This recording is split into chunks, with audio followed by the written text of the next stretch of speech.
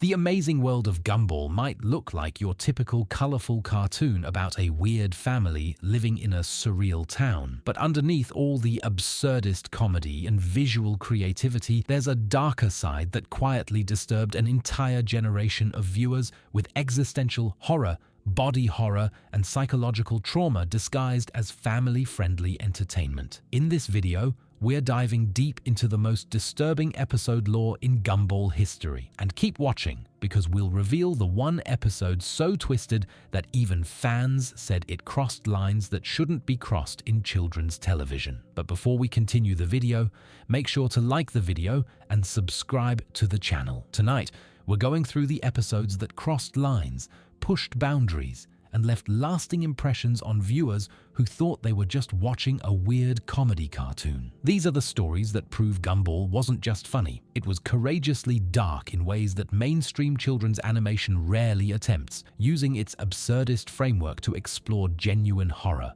The Job is where The Amazing World of Gumball stops being a weird comedy and becomes full-blown reality-warping horror, showing what happens when Richard Watterson gets employed, and his very presence in the workforce causes the fabric of reality itself to unravel. This episode is disturbing not because of monsters or violence, but because it demonstrates how one person's fundamental nature being violated can literally destroy the universe. The episode begins with Richard being unemployed as always, which is presented as the natural state of the Gumball universe.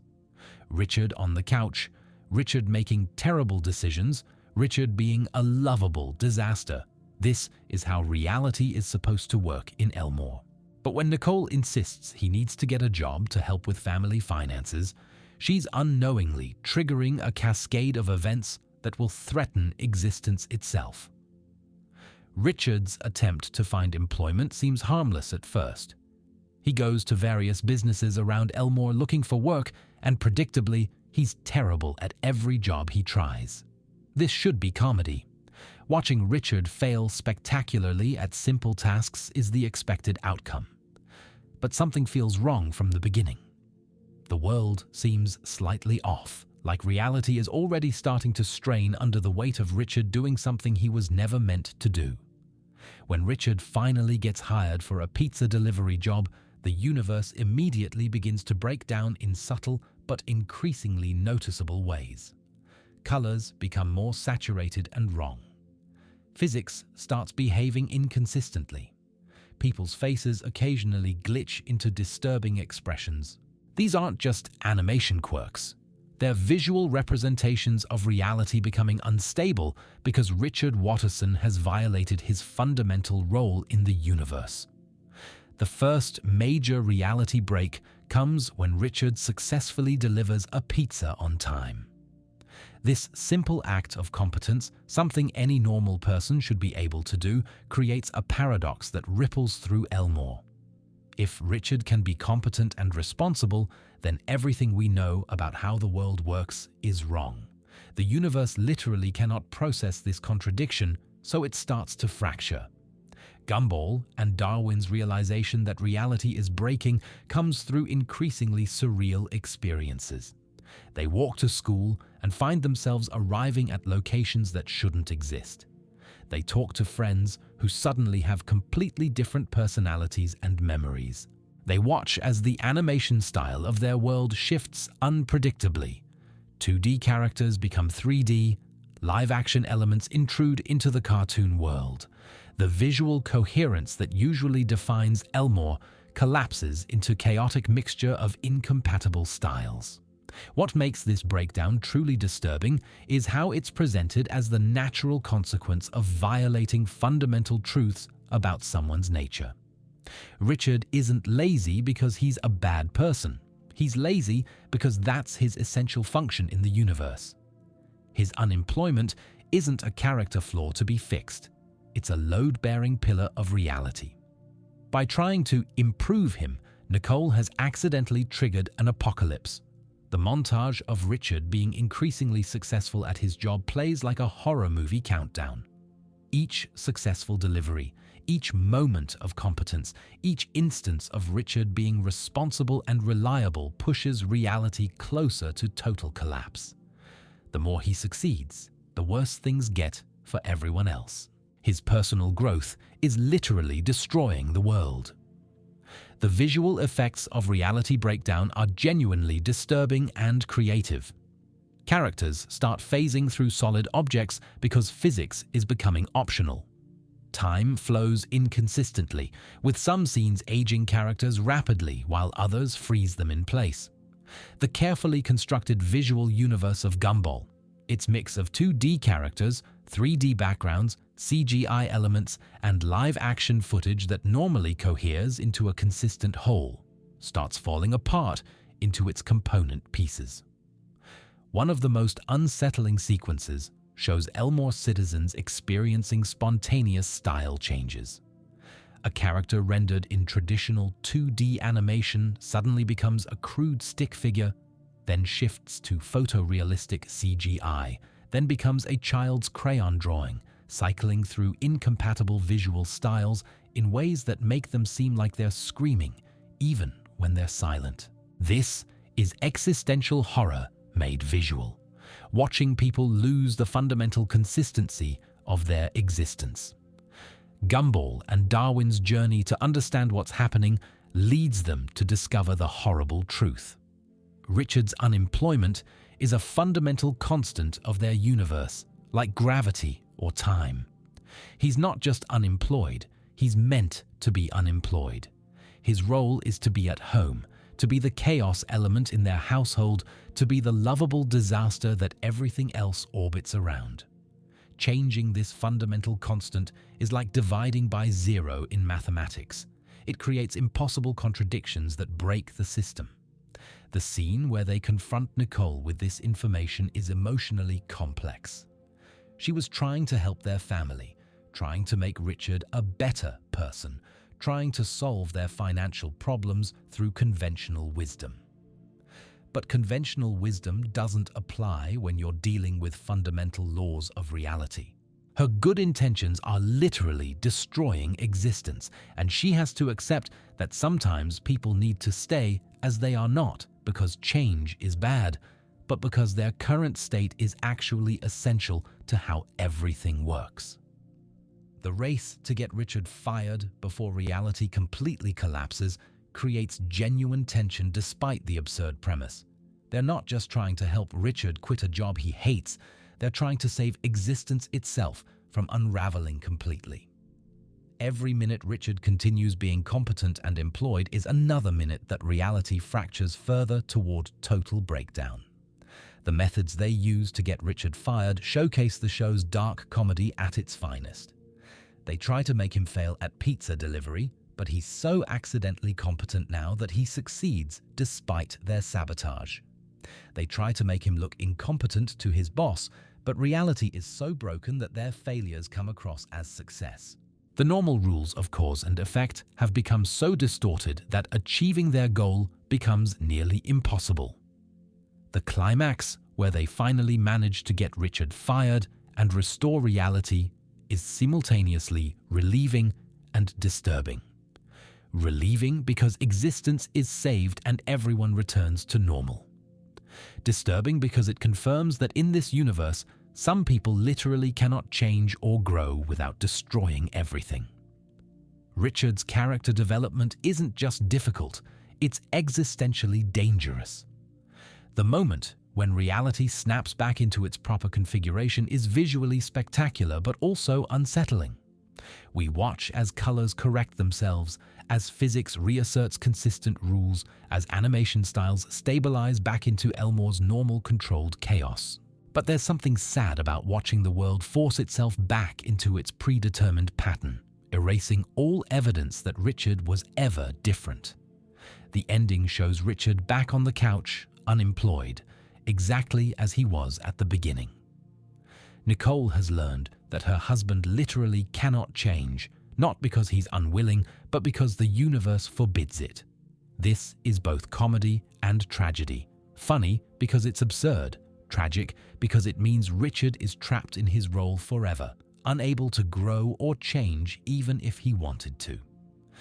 What makes the job particularly disturbing is its exploration of determinism and free will. The episode suggests that in Gumball's universe, certain fundamental truths about people cannot be changed no matter how much effort is applied. You are who you are, and attempting to be different doesn't just fail. It causes catastrophic damage to everything around you. This is existentially horrifying. The idea that you might want to change, might try to change, but the universe itself will punish you for attempting personal growth. The episode also explores how good intentions can cause disaster when they ignore fundamental truths about how systems work. Nicole's desire for Richard to contribute financially makes perfect sense in normal family dynamics. But their family isn't normal. It exists in a universe with strange rules, and ignoring those rules in favor of conventional wisdom nearly destroys everything. Sometimes, you have to accept that what seems obviously right is actually catastrophically wrong in specific contexts. The visual metaphor of reality breaking down serves as representation of what happens when you force someone to be fundamentally different than they are. The glitches, style shifts, and physics violations represent the psychological and social damage caused when people are forced into roles that contradict their essential nature. Richard being employed breaks reality the same way forcing someone into a completely wrong life path breaks their mental health and relationships. The episode's treatment of Richard's unemployment is surprisingly progressive in a weird way. Most media would present unemployment as obviously bad, something to be fixed through willpower and determination. But the job suggests that for some people, traditional employment isn't the right answer, not because they're lazy or incompetent, but because their value and role in their family and community exists outside conventional work structures. Richard's contribution to his family isn't economic, it's something else entirely, and that's valid. But the flip side of this message is darker. If Richard literally cannot be employed without destroying reality, he's trapped in his current state forever. There's no room for growth, change, or personal development. He's a static character, not by choice, but by cosmic decree. This determinism is disturbing because it removes agency and potential for self-improvement, suggesting that some people are simply locked into their roles regardless of desire or effort to change. The animation during the reality breakdown sequences deserves special attention for how unsettling it manages to be while remaining technically impressive. The deliberate mixing of incompatible visual styles creates cognitive dissonance that's genuinely uncomfortable to watch. Your brain knows these different animation techniques shouldn't coexist in the same frame, and seeing them forced together creates instinctive revulsion similar to uncanny valley effects. One particularly disturbing detail is how other characters respond to the reality breakdown.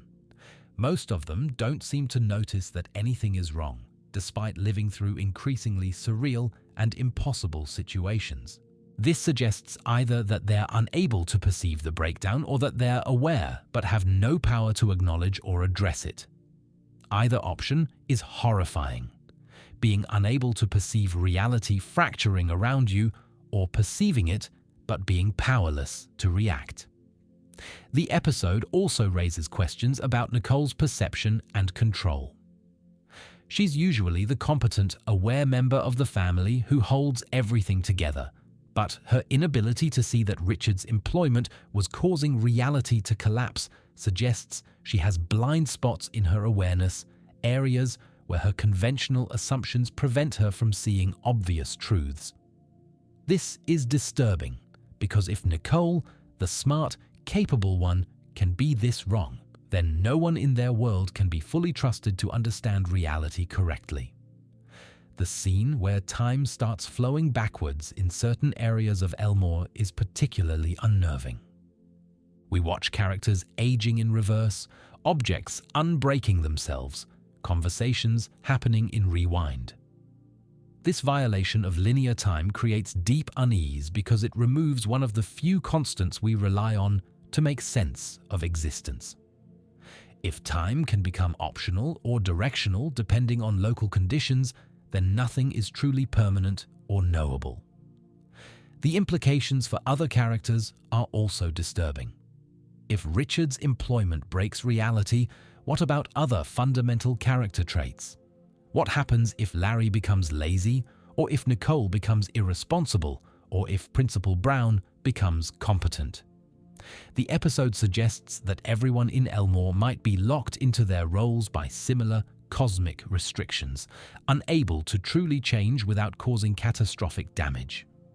This creates a deterministic nightmare where everyone is trapped in their assigned roles, acting out the same patterns forever because any deviation threatens existence itself. It's cosmic horror disguised as cartoon comedy. The revelation that you're not actually a person with agency and potential, but a gear in a machine that will destroy everything if you stop performing your assigned function. The Job also explores the relationship between chaos and order in the Gumball universe. Richard represents chaos, unpredictable, destructive, but somehow necessary chaos that prevents the system from becoming too rigid and breaking in different ways. His unemployment and general disaster-prone nature introduce necessary randomness and flexibility into the world. Removing that chaos by making him ordered and employed doesn't improve things. It makes them brittle and prone to catastrophic failure. The ending's return to normalcy is presented as a happy resolution, but it's actually deeply sad. Richard tried to change, to contribute, to be the person Nicole wanted him to be, and the universe punished him for it so severely that he can never try again. He's learned that personal growth is not just difficult, it's forbidden. That lesson will stay with him forever, a constant reminder that he's trapped in his role with no possibility of escape or evolution. What makes The Job one of Gumball's most disturbing episodes is how it uses absurdist comedy to explore genuinely nightmarish themes about determinism, agency, and the impossibility of change. It's funny because the premise is ridiculous and the visual gags are creative. But it's horrifying because underneath the comedy is a sincere exploration of what it would mean to live in a universe where you literally cannot change who you are without destroying everything you love. The episode leaves viewers with uncomfortable questions. Are we like Richard, trapped in roles we can't escape? Do our attempts at personal growth sometimes cause more harm than good? Is there a difference between not changing because you can't and not changing because the universe forbids it? These aren't questions with comfortable answers, and the show doesn't pretend to provide them. It just presents the horror and lets you sit with the implications. 2 hours of the amazing world of Gumball. Law to fall asleep too, but its disturbing episodes 30,000 word. Deep dive script for Gumballology channel. Opening 800 words. The amazing world of Gumball might look like your typical colorful cartoon about a weird family living in a surreal town, but underneath all the absurdist comedy and visual creativity, there's a darker side that quietly disturbed an entire generation of viewers with existential horror, body horror, and psychological trauma disguised as family-friendly entertainment. In this video, we're diving deep into the most disturbing episode lore in Gumball history. And keep watching, because we'll reveal the one episode so twisted that even fans said it crossed lines that shouldn't be crossed in children's television. But before we continue the video, make sure to like the video and subscribe to the channel. You know what's crazy? Everyone remembers The Amazing World of Gumball as that hilarious show with the blue cat and the goldfish who get into ridiculous situations in a town full of weirdos.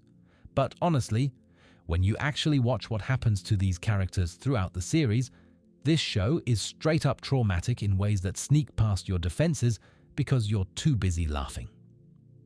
The genius of Gumball is how it wraps genuine horror in absurdist comedy and visual chaos, making you laugh while simultaneously planting seeds of existential dread that grow in your subconscious long after the credits roll.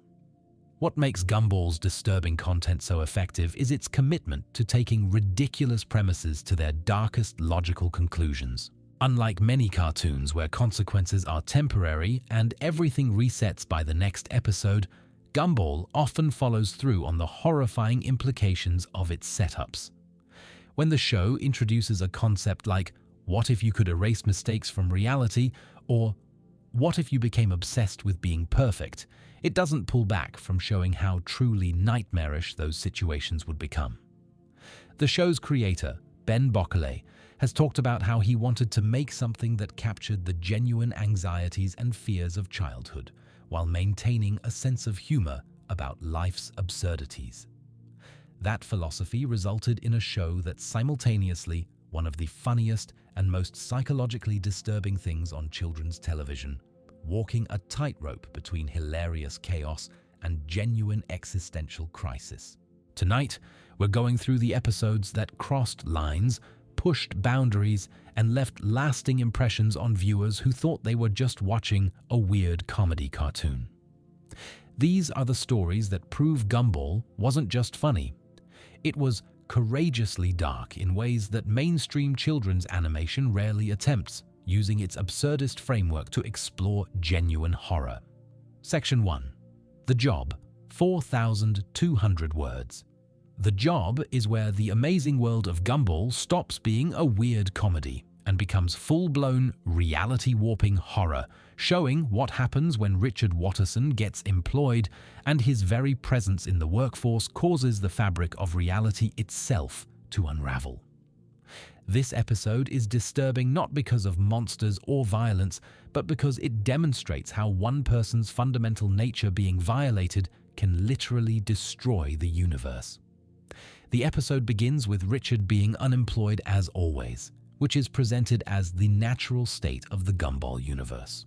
Richard on the couch, Richard making terrible decisions, Richard being a lovable disaster. This is how reality is supposed to work in Elmore.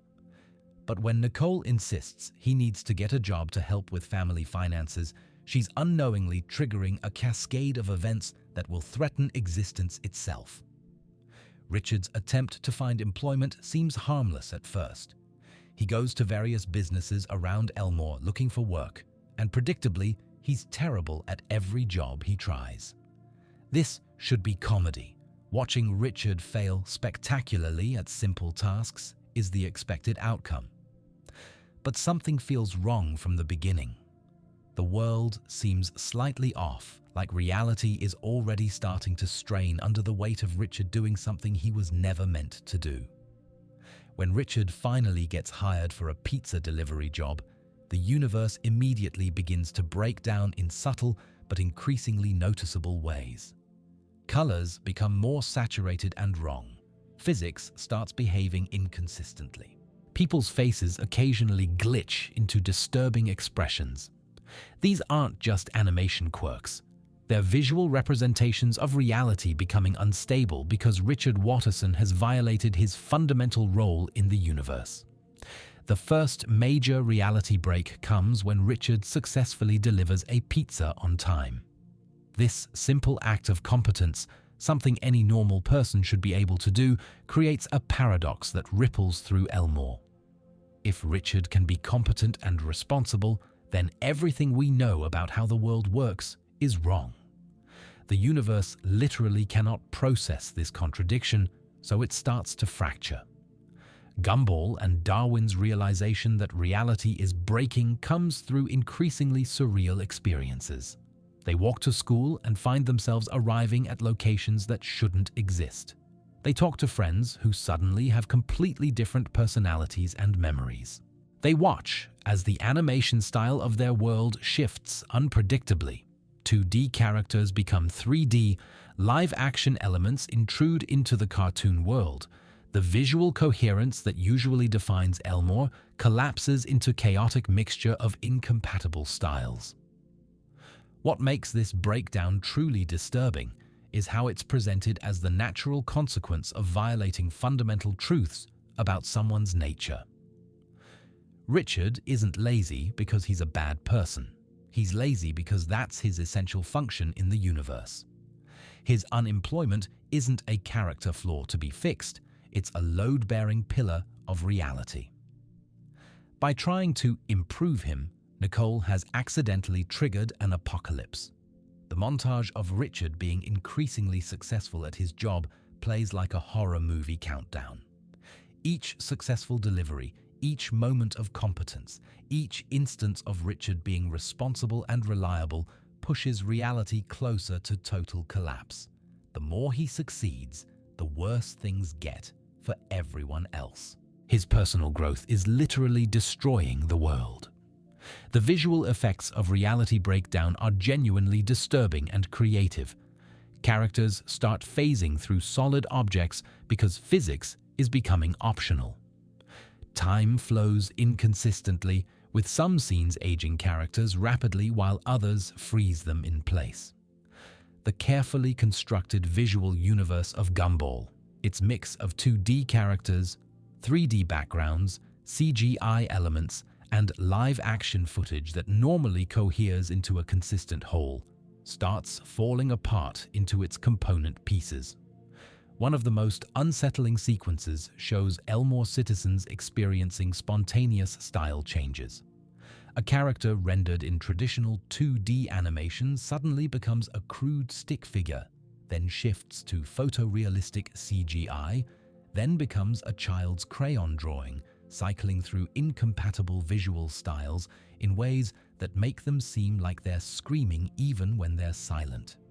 This is existential horror made visual, watching people lose the fundamental consistency of their existence. Gumball and Darwin's journey to understand what's happening leads them to discover the horrible truth.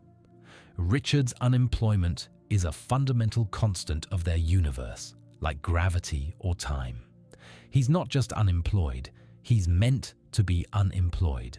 His role is to be at home, to be the chaos element in their household, to be the lovable disaster that everything else orbits around. Changing this fundamental constant is like dividing by zero in mathematics. It creates impossible contradictions that break the system. The scene where they confront Nicole with this information is emotionally complex. She was trying to help their family, trying to make Richard a better person, trying to solve their financial problems through conventional wisdom. But conventional wisdom doesn't apply when you're dealing with fundamental laws of reality. Her good intentions are literally destroying existence, and she has to accept that sometimes people need to stay as they are not, because change is bad, but because their current state is actually essential to how everything works. The race to get Richard fired before reality completely collapses creates genuine tension, despite the absurd premise. They're not just trying to help Richard quit a job he hates, they're trying to save existence itself from unraveling completely. Every minute Richard continues being competent and employed is another minute that reality fractures further toward total breakdown. The methods they use to get Richard fired showcase the show's dark comedy at its finest. They try to make him fail at pizza delivery, but he's so accidentally competent now that he succeeds despite their sabotage. They try to make him look incompetent to his boss, but reality is so broken that their failures come across as success. The normal rules of cause and effect have become so distorted that achieving their goal becomes nearly impossible. The climax, where they finally manage to get Richard fired and restore reality, is simultaneously relieving and disturbing. Relieving because existence is saved and everyone returns to normal. Disturbing because it confirms that in this universe, some people literally cannot change or grow without destroying everything. Richard's character development isn't just difficult, it's existentially dangerous. The moment when reality snaps back into its proper configuration is visually spectacular but also unsettling. We watch as colors correct themselves, as physics reasserts consistent rules, as animation styles stabilize back into Elmore's normal controlled chaos. But there's something sad about watching the world force itself back into its predetermined pattern, erasing all evidence that Richard was ever different. The ending shows Richard back on the couch, unemployed, exactly as he was at the beginning. Nicole has learned that her husband literally cannot change, not because he's unwilling, but because the universe forbids it. This is both comedy and tragedy. Funny because it's absurd.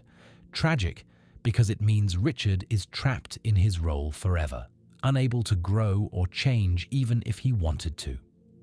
What makes the job particularly disturbing is its exploration of determinism and free will. The episode suggests that in Gumball's universe, certain fundamental truths about people cannot be changed no matter how much effort is applied. You are who you are, and attempting to be different doesn't just fail, it causes catastrophic damage to everything around you. This is existentially horrifying. The idea that you might want to change, might try to change, but the universe itself will punish you for attempting personal growth. The episode also explores how good intentions can cause disaster when they ignore fundamental truths about how systems work. Nicole's desire for Richard to contribute financially makes perfect sense in normal family dynamics. But their family isn't normal. It exists in a universe with strange rules, and ignoring those rules in favor of conventional wisdom nearly destroys everything. Sometimes you have to accept that what seems obviously right is actually catastrophically wrong in specific contexts.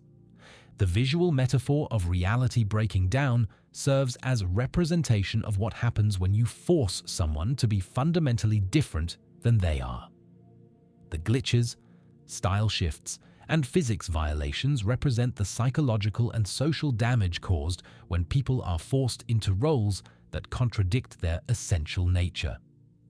Richard being employed breaks reality the same way forcing someone into a completely wrong life path breaks their mental health and relationships. The episode's treatment of Richard's unemployment is surprisingly progressive in a weird way. Most media would present unemployment as obviously bad, something to be fixed through willpower and determination. But the job suggests that for some people, traditional employment isn't the right answer, not because they're lazy or incompetent, but because their value and role in their family and community exists outside conventional work structures. Richard's contribution to his family isn't economic. It's something else entirely, and that's valid. But the flip side of this message is darker. If Richard literally cannot be employed without destroying reality, he's trapped in his current state forever. There's no room for growth, change, or personal development. He's a static character, not by choice, but by cosmic decree. This determinism is disturbing because it removes agency and potential for self-improvement, suggesting that some people are simply locked into their roles regardless of desire or effort to change. The animation during the reality breakdown sequences deserves special attention for how unsettling it manages to be while remaining technically impressive. The deliberate mixing of incompatible visual styles creates cognitive dissonance that's genuinely uncomfortable to watch. Your brain knows these different animation techniques shouldn't coexist in the same frame, and seeing them forced together creates instinctive revulsion similar to uncanny valley effects. One particularly disturbing detail is how other characters respond to the reality breakdown. Most of them don't seem to notice that anything is wrong, despite living through increasingly surreal and impossible situations. This suggests either that they're unable to perceive the breakdown, or that they're aware but have no power to acknowledge or address it. Either option is horrifying. Being unable to perceive reality fracturing around you, or perceiving it but being powerless to react. The episode also raises questions about Nicole's perception and control. She's usually the competent, aware member of the family who holds everything together. But her inability to see that Richard's employment was causing reality to collapse suggests she has blind spots in her awareness, areas where her conventional assumptions prevent her from seeing obvious truths. This is disturbing because if Nicole, the smart, capable one, can be this wrong, then no one in their world can be fully trusted to understand reality correctly. The scene where time starts flowing backwards in certain areas of Elmore is particularly unnerving. We watch characters aging in reverse, objects unbreaking themselves, conversations happening in rewind. This violation of linear time creates deep unease because it removes one of the few constants we rely on to make sense of existence. If time can become optional or directional depending on local conditions, then nothing is truly permanent or knowable. The implications for other characters are also disturbing. If Richard's employment breaks reality, what about other fundamental character traits? What happens if Larry becomes lazy, or if Nicole becomes irresponsible, or if Principal Brown becomes competent? The episode suggests that everyone in Elmore might be locked into their roles by similar cosmic restrictions, unable to truly change without causing catastrophic damage. This creates a deterministic nightmare where everyone is trapped in their assigned roles, acting out the same patterns forever because any deviation threatens existence itself. It's cosmic horror disguised as cartoon comedy, the revelation that you're not actually a person with agency and potential, but a gear in a machine that will destroy everything if you stop performing your assigned function. The Job also explores the relationship between chaos and order in the Gumball universe. Richard represents chaos, unpredictable, destructive, but somehow necessary chaos that prevents the system from becoming too rigid and breaking in different ways. His unemployment and general disaster-prone nature introduce necessary randomness and flexibility into the world. Removing that chaos by making him ordered and employed doesn't improve things. It makes them brittle and prone to catastrophic failure. The ending's return to normalcy is presented as a happy resolution, but it's actually deeply sad. Richard tried to change, to contribute, to be the person Nicole wanted him to be, and the universe punished him for it so severely that he can never try again. He's learned that personal growth is not just difficult, it's forbidden. That lesson will stay with him forever, a constant reminder that he's trapped in his role with no possibility of escape or evolution. What makes The Job one of Gumball's most disturbing episodes is how it uses absurdist comedy to explore genuinely nightmarish themes about determinism, agency, and the impossibility of change. It's funny because the premise is ridiculous and the visual gags are creative. But it's horrifying because underneath the comedy is a sincere exploration of what it would mean to live in a universe where you literally cannot change who you are without destroying everything you love. The episode leaves viewers with uncomfortable questions. Are we like Richard, trapped in roles we can't escape? Do our attempts at personal growth sometimes cause more harm than good? Is there a difference between not changing because you can't and not changing because the universe forbids it? These aren't questions with comfortable answers, and the show doesn't pretend to provide them. It just presents the horror and lets you sit with the implications. Section 2. The Puppets. 4,500 words. The Puppets is where the amazing world of Gumball delivers pure psychological horror by trapping Gumball and Darwin in a saccharine children's show created by sentient puppets who want to keep them prisoner forever in a fake world of forced happiness. This episode is disturbing because it's about the violation of free will, the horror of enforced positivity, and what happens when you're trapped in a reality where expressing genuine emotions is forbidden. The episode begins innocently with Gumball and Darwin finding an old VHS tape of a show called Daisy the Donkey. The aesthetic is immediately unsettling. It looks like a low-budget educational show from the 1980s, with that slightly wrong quality that old children's programming often has when viewed through modern eyes. The puppets look slightly off, their movements are uncanny, and there's an underlying wrongness to their cheerfulness that becomes increasingly apparent. When Gumball and Darwin mock the show for being creepy and outdated, something impossible happens. They get sucked into the television and trapped inside the Daisy the Donkey universe. This isn't metaphorical. They're literally pulled through the screen and into a world that operates on completely different rules than the reality they know. The transition from Elmore's mixed media chaos to the puppet show's static, stagey environment is jarring and immediately creates feelings of wrongness. Inside the puppet show, everything is aggressively, artificially happy. The sun is always smiling. Every problem has a simple solution.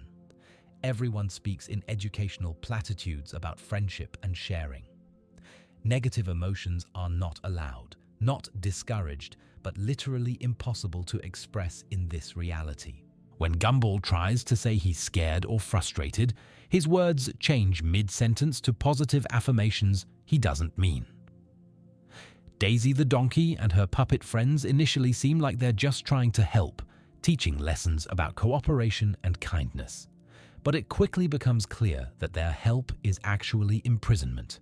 They don't want to teach Gumball and Darwin and then let them leave. They want to keep them forever, forcing them to participate in an endless loop of educational scenarios and songs about friendship. The horror of being unable to express negative emotions is explored with surprising depth. Gumball and Darwin try to tell the puppets that they want to go home, that they're scared, that this isn't fun for them. But every attempt to express these genuine feelings gets warped into positive statements that betray their actual emotional state. "I hate this place" becomes "I love learning with my friends." Their own voices are being used against them, forced to betray their true feelings. This is psychological torture disguised as education. The puppets aren't being overtly cruel. They're smiling and singing and teaching lessons, but they're also completely disregarding Gumball and Darwin's clearly expressed wishes, their visible distress, their desperate attempts to leave. The puppets have decided what's best for their new friends, and no amount of resistance will make them reconsider. The visual aesthetic of the puppet world creates sustained discomfort through its wrongness. Everything is too clean, too bright, too simple. The backgrounds are obvious paintings on flats. The lighting is flat and even. There are no shadows except where absolutely necessary. This artificial perfection is disturbing because it signals that you're in a constructed reality with strict rules that aren't being explained to you. The other children trapped in the puppet world are the episode's most disturbing element. Gumball and Darwin gradually realize they're not the first to be pulled into this world. There are other kids here, or what used to be kids. They've been in the puppet world so long that they've started to become like the puppets themselves, their faces freezing into permanent smiles, their speech becoming educational platitudes, their genuine personalities slowly being erased and replaced with the artificial positivity of the puppet show. One particular scene shows a child who's been there for what seems like years. He still has brief moments of clarity where his real personality breaks through the enforced cheerfulness. During these moments, he begs Gumball and Darwin to get out while they still can, to not end up like him. Then the moment passes, and he snaps back into puppet-like artificial happiness, singing a song about sharing while his eyes show genuine terror that his mouth can no longer express. This partial transformation is more horrifying than complete transformation would be. If the children were fully converted into puppets, they'd presumably be happy in their new existence. But they're trapped in between, still aware enough to know something is wrong, still possessing enough of their original personality to suffer, but no longer capable of expressing that suffering or fighting against their imprisonment. The realization that escape might be impossible adds existential dread to the immediate horror. Gumball and Darwin try every method they can think of to leave, finding exits, breaking the fourth wall, using cartoon logic that works in their normal world. Nothing succeeds because they're not in their normal world anymore. They're in a reality with different rules, rules that seem specifically designed to trap people and prevent them from leaving. The puppet character's complete inability to understand why anyone would want to leave is particularly disturbing. From their perspective, they're offering eternal happiness in a world where problems are simple and solutions are always available. They genuinely cannot comprehend why Gumball and Darwin would prefer messy, complicated reality where negative emotions exist and problems don't have easy answers. This inability to understand consent or respect others' wishes makes them terrifying despite their cheerful appearance. The songs in this episode are weaponized positivity. Each one is catchy, educational, and completely at odds with Gumball and Darwin's emotional reality. Being forced to participate in songs about friendship while desperately trying to escape creates cognitive dissonance that represents the larger horror of being forced into artificial happiness while genuinely suffering. One song in particular stands out for its disturbing lyrics when you actually pay attention to them. It's ostensibly about staying with your friends forever, but the lyrics include phrases like, "We'll never let you leave," and "You'll always be our friend," delivered in cheerful tones that make threats sound like promises. The upbeat melody and innocent delivery make the possessive, trapping language even more unsettling. The moment when Gumball realizes they might need to become like the puppets to survive is his lowest point. If they can't escape and can't fight, their only options are to either suffer consciously forever or let themselves be converted into artificial cheerfulness and lose their real selves. Both options are horrifying. Eternal suffering while maintaining identity, or peace through the death of everything that makes you yourself. Darwin's slow conversion provides a ticking clock element that raises stakes. He's starting to speak in educational platitudes even when not forced to. He's beginning to see the puppet world as normal and Elmore as the strange place. Gumball can see his best friend slowly being erased and replaced with something wearing Darwin's face, and there's nothing he can do to stop it. This is watching someone you love die slowly while they smile and sing cheerful songs. The solution to escape is clever and thematically appropriate. Gumball realizes that the puppet world cannot process genuine negativity. It has to convert it to positivity. So he does something the puppets have never encountered. He expresses such overwhelming, raw, genuine negative emotion that the system can't handle it. He screams about how much he hates the puppet world, how terrified he is, how angry he is at being trapped. The pure intensity of negative feeling overloads the puppet world's forced positivity system. The puppet world's breakdown as it tries to process Gumball's negative emotions is visually spectacular and unsettling. The painted backgrounds start running and melting. The puppets' faces freeze in expressions of confusion and distress. The cheerful music becomes discordant and wrong. The artificial reality literally cannot maintain itself when confronted with genuine emotion it can't convert or suppress. The escape sequence is a race against the collapsing puppet world. As the forced positivity system fails, the true nature of the place becomes visible. It's not a happy educational show, it's a prison designed to trap and convert children. The cheerful exterior was always a lie masking something predatory and wrong. Gumball and Darwin run through dissolving sets and past glitching puppets, trying to reach the exit before the world collapses completely and traps them forever. The return to Elmore is portrayed as a relief, but the episode doesn't pretend the experience hasn't changed them. Darwin, in particular, shows lasting effects. He keeps accidentally slipping into puppet-like speech patterns, keeps having moments where he smiles too widely and speaks in educational platitudes before catching himself. He was partially converted, and that conversion doesn't just disappear because he escaped. The puppet world left permanent marks on his personality. What makes the puppets particularly disturbing is how it uses the aesthetic and format of educational children's television to create genuine horror. Shows like Barney, Sesame Street, Mr. Rogers, programs that many viewers have positive childhood associations with, are twisted into something predatory and trapping.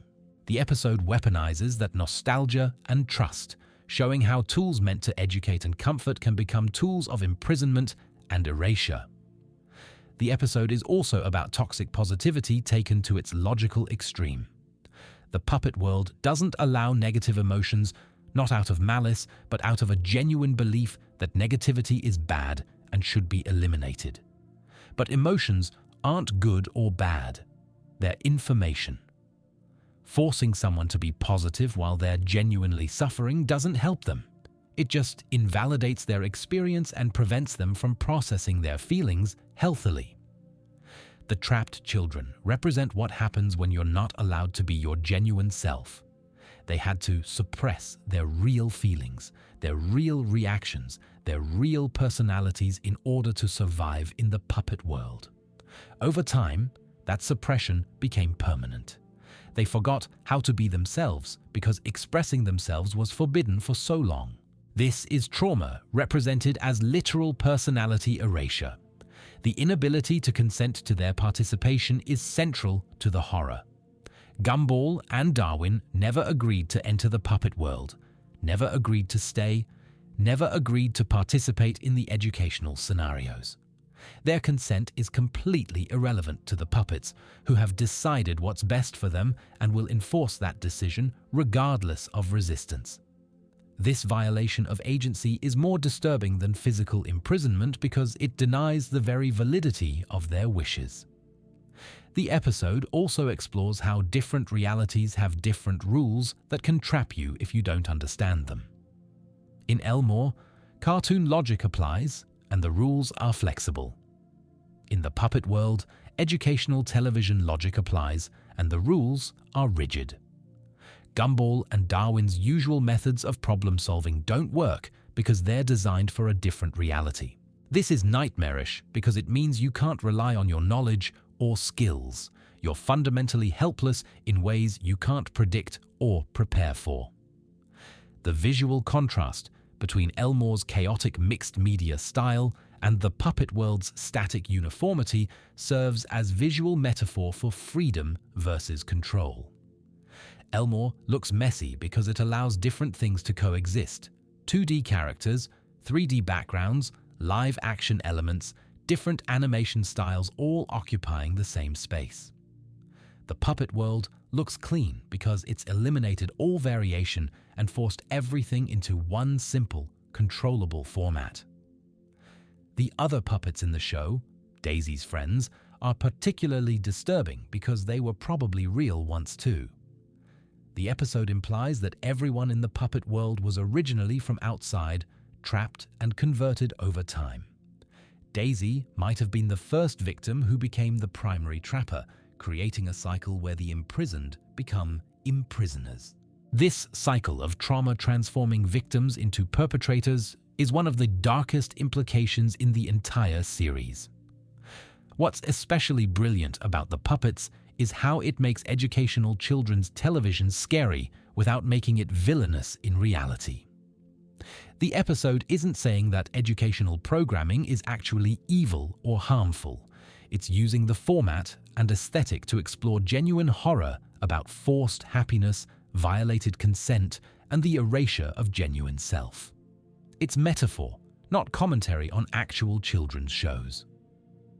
The scene where Gumball finds videos of himself and Darwin already participating in educational scenarios they haven't filmed yet is particularly unnerving. It suggests the puppet world exists outside normal time, or that their participation is predetermined, or that they've been there before and had their memories erased.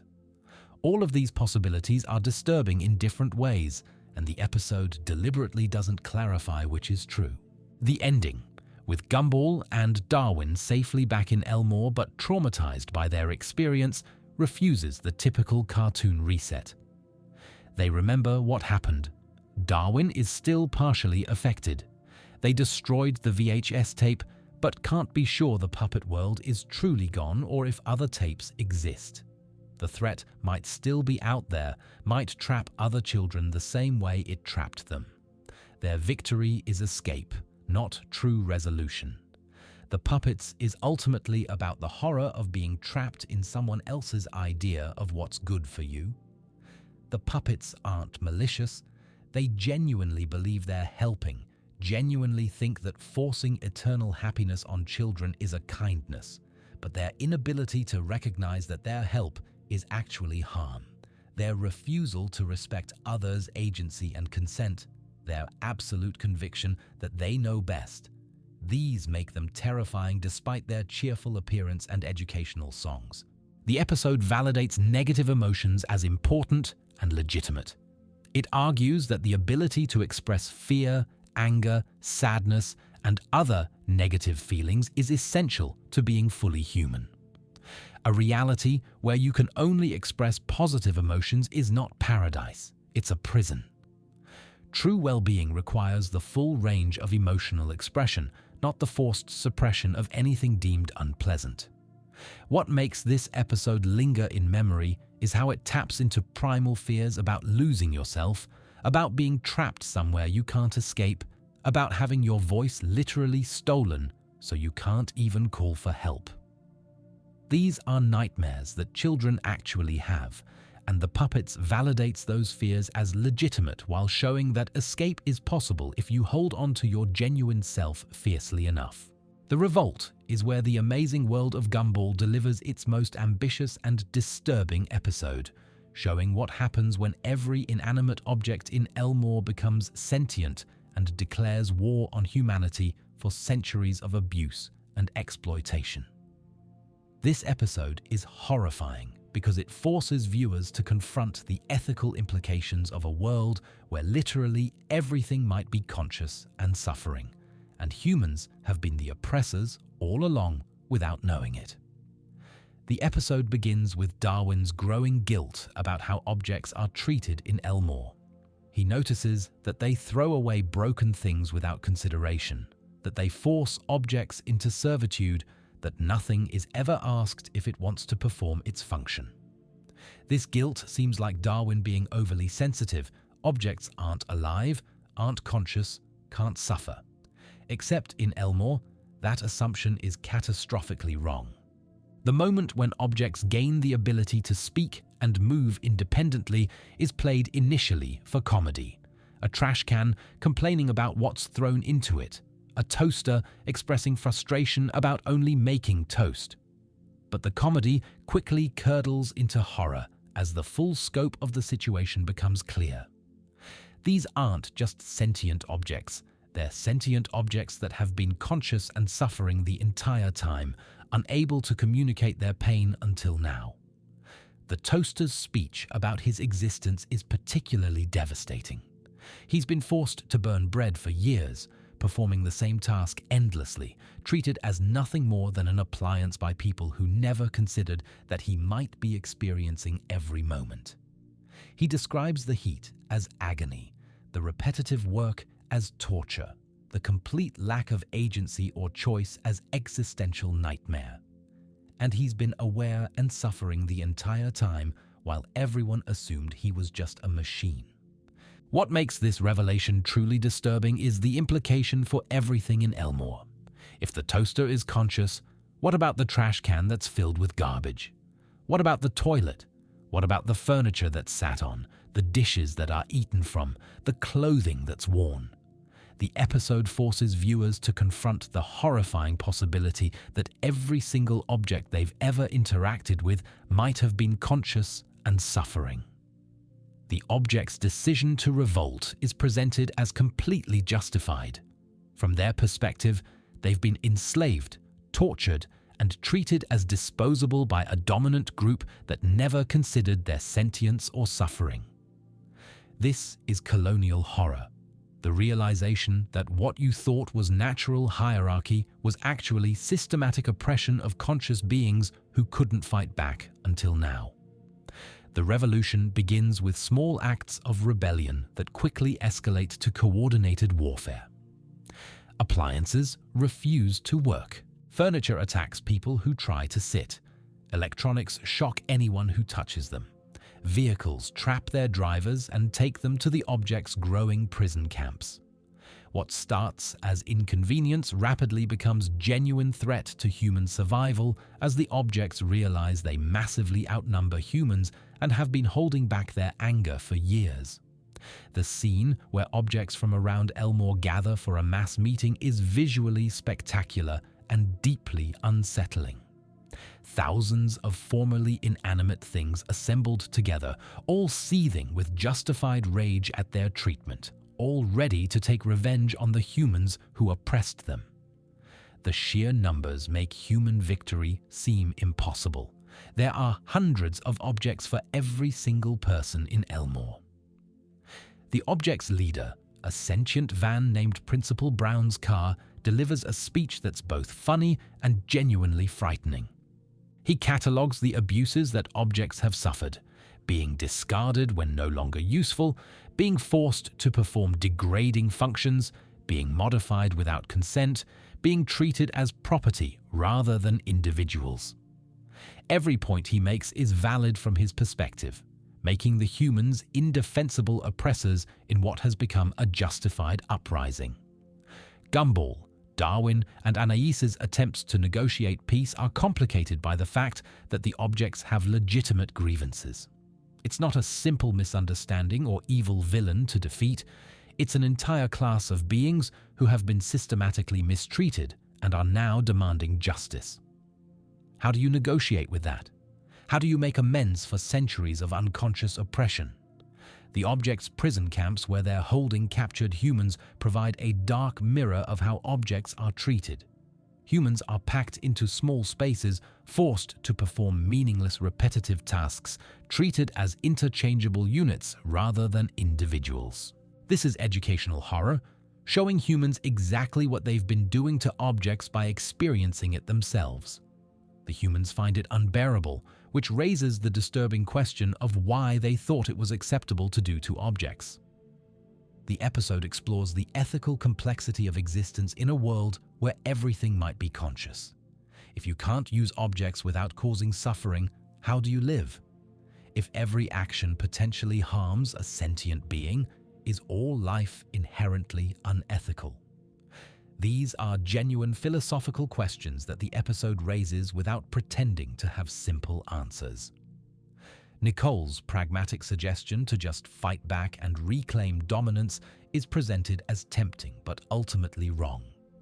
The object's consciousness isn't going away, and defeating them through violence would just perpetuate the cycle of oppression.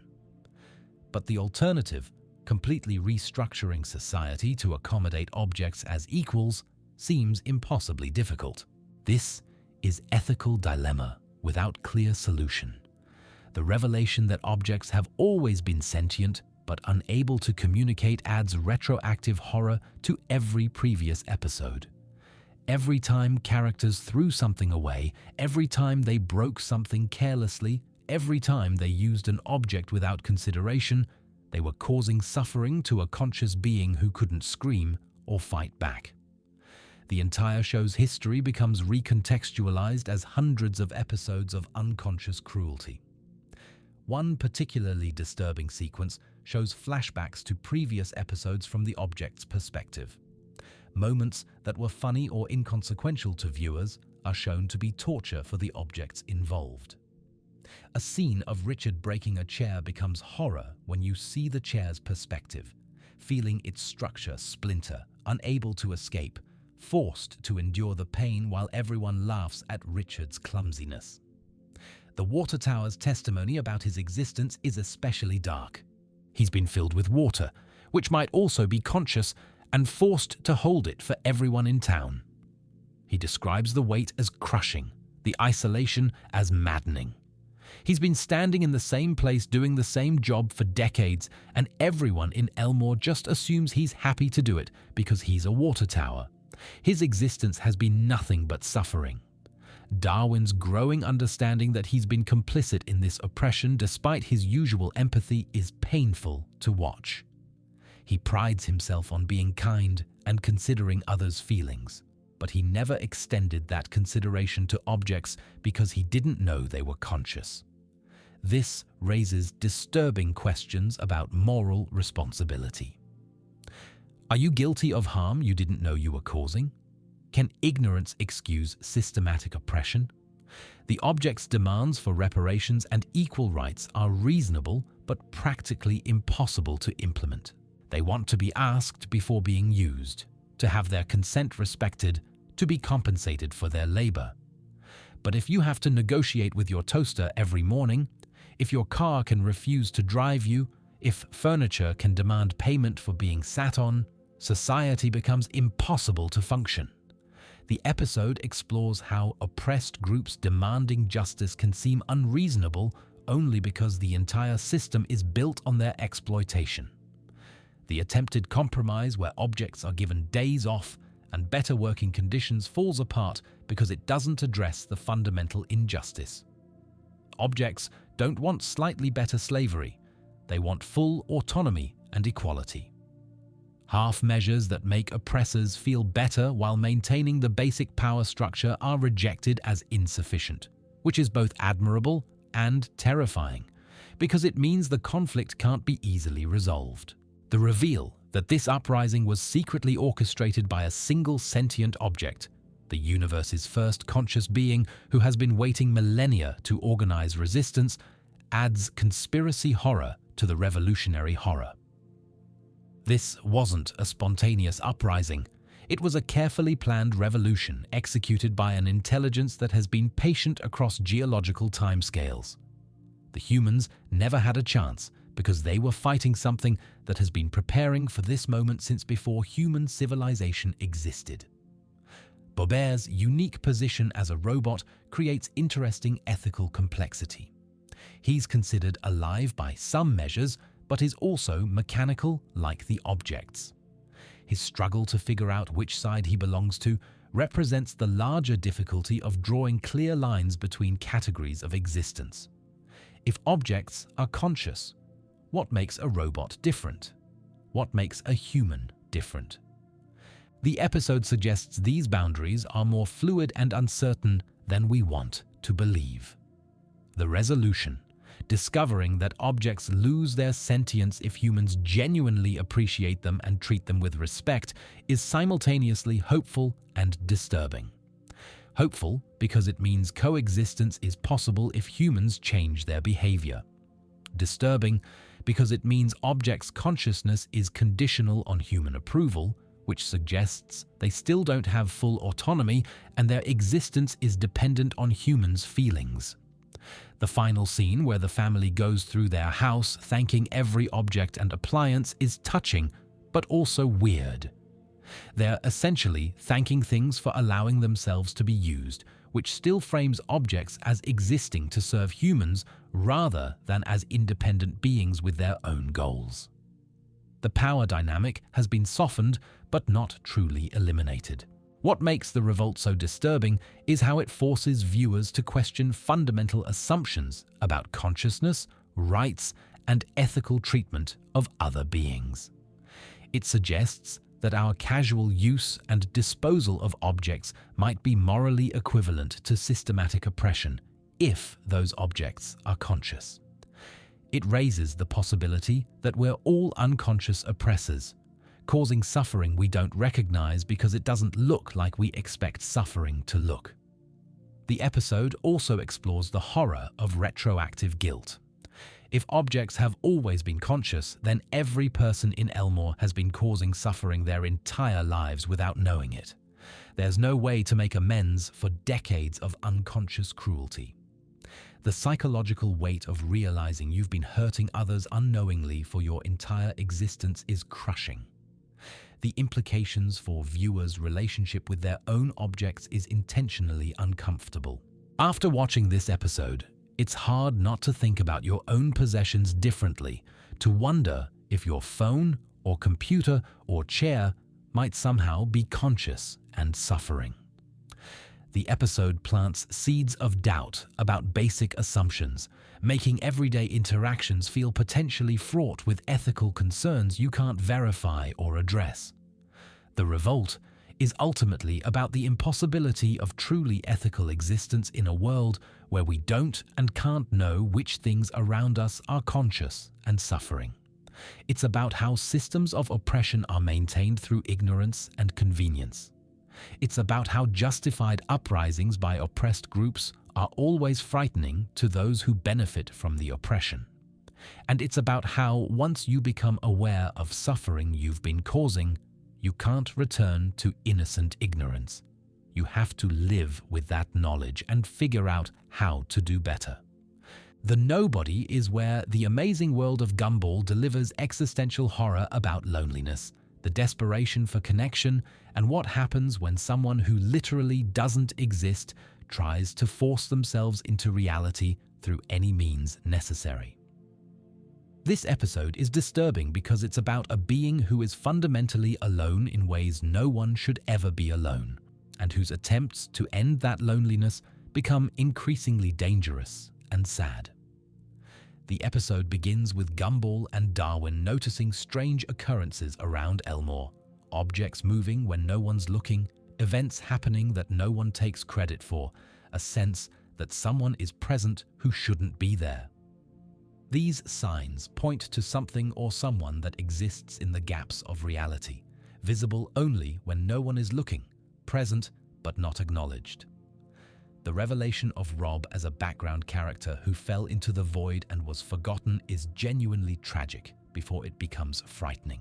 Rob was always in Elmore, always part of the scenery, but he was so unimportant that no one remembered him when he disappeared.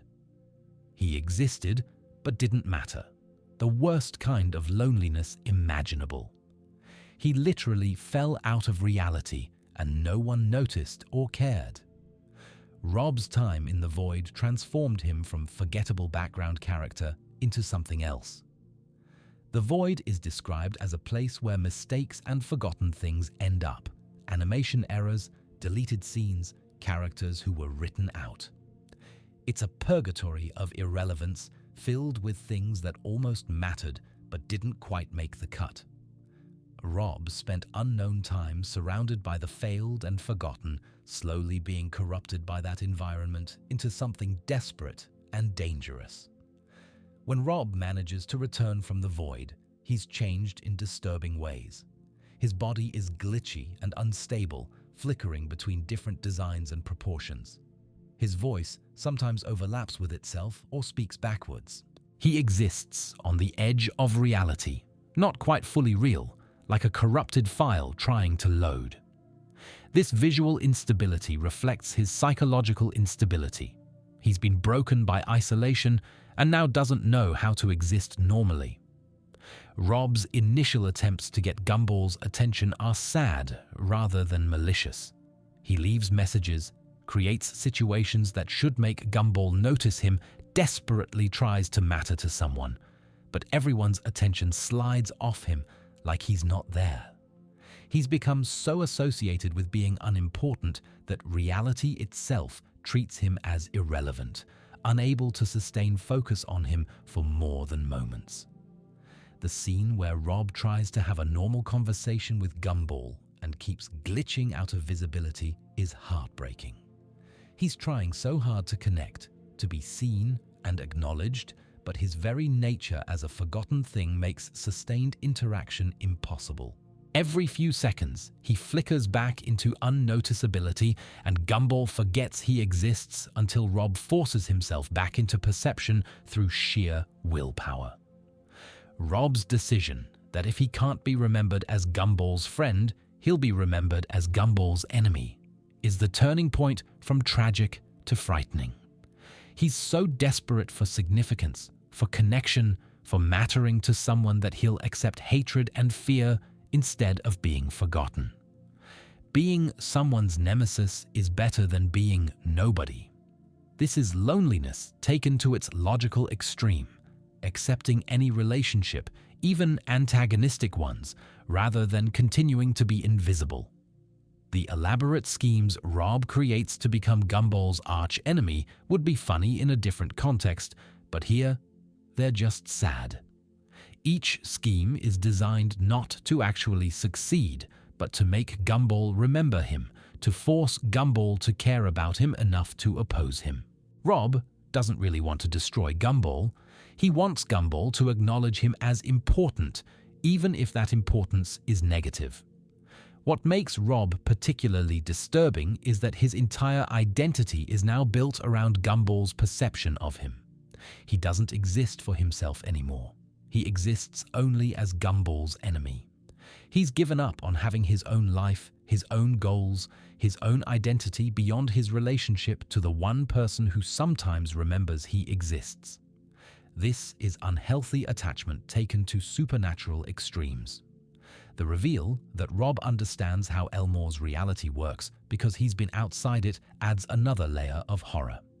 He knows that they're all cartoon characters, that their world operates on narrative logic, that nothing that happens actually matters in any ultimate sense. This knowledge should make him more powerful, but instead it makes him more desperate. If nothing matters, then mattering to someone is literally the only thing that gives existence meaning. Rob's ability to manipulate reality through his partial existence outside it makes him genuinely dangerous, even though his goals aren't truly malicious. He can access areas that shouldn't be accessible, manipulate events in ways that violate causality, and exist in multiple states simultaneously. But he uses these reality-breaking powers just to get Gumball to pay attention to him, like a child breaking things to get their parent to notice them. The scene where Rob shows Gumball the void is visually disturbing and emotionally devastating. It's an endless space filled with mistakes, animation errors that have been clipped out of episodes, deleted scenes that never aired, alternative designs for characters that were rejected. Everything here is something that almost was, but wasn't quite good enough. Rob was trapped here, surrounded by failure and irrelevance, slowly having his identity eroded by being in a place where nothing matters. The other forgotten characters in the void are particularly unsettling. They're less coherent than Rob, barely maintaining any consistent form or personality. Some have been there so long they've essentially ceased to exist as individuals, becoming just vague presences that used to be someone. This is what would have happened to Rob if he hadn't clawed his way back to reality. Complete erasure, not just death, but never having existed in any meaningful way. Rob's explanation that he needs Gumball to believe he's important because belief is what makes things real in Elmore is both revealing and tragic. He's not wrong. In a cartoon world, characters exist because audiences and other characters acknowledge them. A character no one pays attention to might as well not exist. Rob is fighting for ontological survival, trying to maintain his tenuous grip on existence by making himself memorable through any means necessary. The philosophical implications about identity and existence are deeply disturbing. If you only exist insofar as others acknowledge you, then loneliness isn't just painful, it's existentially threatening. If everyone forgets you, you don't just die, you retroactively never existed. This is horror beyond death, the fear of being unmade, of your entire existence being negated by others' indifference. Gumball's growing reluctant sympathy for Rob creates complex emotions. He recognizes that Rob's villainy comes from deep pain and desperate loneliness. Rob doesn't want to hurt people. He wants to be acknowledged by people. But sympathy doesn't solve the problem because what Rob needs is something Gumball can't consistently provide. Constant attention and acknowledgement to anchor Rob's unstable existence in reality. The moment when Gumball promises to remember Rob is touching but also sad, because it highlights the fundamental inequality in their relationship. Gumball exists securely. He's the protagonist. He matters by default. People remember him automatically.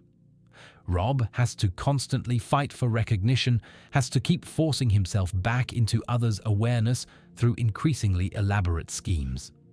Even Gumball's genuine promise can't change this fundamental imbalance. The ending, with Rob established as Gumball's recurring nemesis, is portrayed as happy for Rob. He finally matters to someone, finally has a role that keeps him anchored to reality. But it's actually deeply sad because his entire existence is now dependent on his relationship with someone else. He has no identity beyond Gumball's enemy. He gave up on being his own person and settled for being a satellite orbiting someone else's life. What makes The Nobody particularly disturbing is how it explores the horror of being unnoticed and unmemorable. Most people fear death, but Rob represents something worse: existing but not mattering, being present but invisible, living while being forgotten in real time. This is cosmic loneliness, the fear that you could disappear and no one would notice or care. The episode also explores how loneliness can corrupt people into accepting unhealthy relationships rather than continuing to be alone. Rob's acceptance of being Gumball's enemy rather than continuing to be nobody parallels real-world situations where people stay in toxic relationships because even bad connection feels better than isolation. The episode validates this feeling while showing how sad and destructive it is. The void serves as metaphor for depression, anxiety, and other conditions that make people feel unreal or forgotten. The sense of being disconnected from reality, of not quite existing the way other people do, of having your existence be tenuous and conditional, these are real experiences that Rob's literal situation represents symbolically. The episode gives form to the formless feeling of not mattering. Rob's glitching visual design is particularly effective at conveying his existential instability. He's always slightly out of sync with reality, his edges fuzzy, his proportions inconsistent, his presence uncertain. This visual wrongness makes viewers unconsciously uncomfortable, creating instinctive understanding that something about Rob is fundamentally broken in ways that can't be fully fixed. The fact that even after being established as Gumball's nemesis, Rob still sometimes glitches back into irrelevance shows that his existence remains precarious. He won a battle for recognition, but the war is ongoing. Any moment, if Gumball stops paying attention, Rob could slip back into being nobody. This ongoing existential threat means he can never relax, never stop performing his role as villain, never be secure in his own existence. The Nobody is ultimately about the desperate human need for connection and significance, and what happens when that need can't be met through healthy means. It's about how loneliness can transform people into versions of themselves they never wanted to be. It's about how some people exist on the edges of social awareness, present but not quite seen, struggling for recognition in ways that others who have never experienced that invisibility can't fully understand. The episode validates the pain of being forgotten while showing how that pain can drive destructive behavior. It argues that everyone deserves to be seen and acknowledged, but also shows how impossible it is to sustainably be someone else's sole source of meaning. Rob's situation has no good solution, only varying degrees of sad compromise between his needs and what's realistically possible. The understanding is where the amazing world of Gumball explores the horror of losing your ability to communicate and be understood, showing what happens when Peter Pepperoni, the internet delivery man, is struck by lightning and gains the ability to only speak in technical jargon that no one can comprehend. This episode is disturbing because it's about the nightmare of being trapped inside yourself, unable to express your thoughts or connect with others despite desperately trying. The episode begins with Peter being a normal, sociable character who happily interacts with everyone in Elmore. He's friendly, helpful, and thoroughly connected to his community. Then, a single random event, being struck by lightning while making a delivery, permanently changes his relationship to language and reality. This sudden, arbitrary transformation is horror in itself. The idea that a moment of bad luck could fundamentally alter your ability to exist in society. After the lightning strike, Peter's speech becomes incomprehensible technical jargon. He's still clearly trying to communicate, still using speech patterns and tones that suggest meaning, but the actual words are strings of technical terms, acronyms, and complicated concepts that mean nothing to anyone listening. He's become fluent in a language no one else speaks, effectively mute despite being able to talk. What makes Peter's situation particularly disturbing is that he doesn't seem to realize at first that others can't understand him. He continues conversing normally, responding to what people say, clearly processing their speech correctly. But his responses come out as impenetrable jargon. There's a disconnect between his perception of his own speech and what's actually coming out of his mouth, creating a horrifying situation where he can't even recognize his own disability. The moment when Peter realizes no one understands him anymore is heartbreaking. You can see the comprehension and panic dawn on his face as he tries harder and harder to communicate simple concepts, only to watch confusion and frustration grow in the people he's trying to talk to. He's become fundamentally alien to everyone he knows, separated from humanity by a language barrier that exists nowhere but in his own damaged cognition. Peter's attempts to communicate through other means all fail in ways that highlight how much human connection depends on shared language. He tries writing, but it comes out as complicated technical diagrams. He tries gestures, but his movements are interpreted wrong without verbal context. He tries showing people what he means, but without ability to explain, his actions seem random or meaningless. Every method of communication that normal humans rely on has been corrupted by whatever the lightning did to his brain. The community's growing frustration with Peter is understandable, but painful to watch. They're not being deliberately cruel. They genuinely can't understand what he's trying to communicate. But from Peter's perspective, everyone has suddenly decided to stop listening to him, to treat him as incomprehensible despite his desperate attempts to connect. This is the isolation of disability, being surrounded by people who find you too difficult to understand and eventually stop trying. Gumball and Darwin's attempts to help Peter by learning his technical language showcase both compassion and the fundamental difficulty of bridging communication gaps. They study technical manuals, memorize jargon, practice speaking in acronyms and complicated concepts. But even after all this effort, they can only barely understand fragments of what Peter is trying to say. The gap is too wide to be fully bridged, no matter how hard they try. The revelation that Peter is trying to warn everyone about an incoming disaster adds urgency and tragedy to the communication barrier. He has crucial information that could save lives, but his inability to be understood means the warning goes unheeded. This is nightmare scenario. Knowing something terrible is coming, trying desperately to warn people, and watching them ignore or dismiss you because they can't understand your language. The elaborate attempts Peter makes to pantomime his warning become increasingly desperate and unhinged.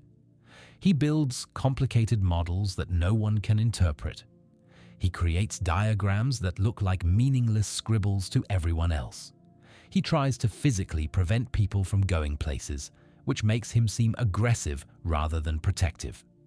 His helpful intentions are being interpreted as problematic behavior because context and explanation are impossible without language. The scene where Peter breaks down crying after another failed attempt to communicate is genuinely difficult to watch.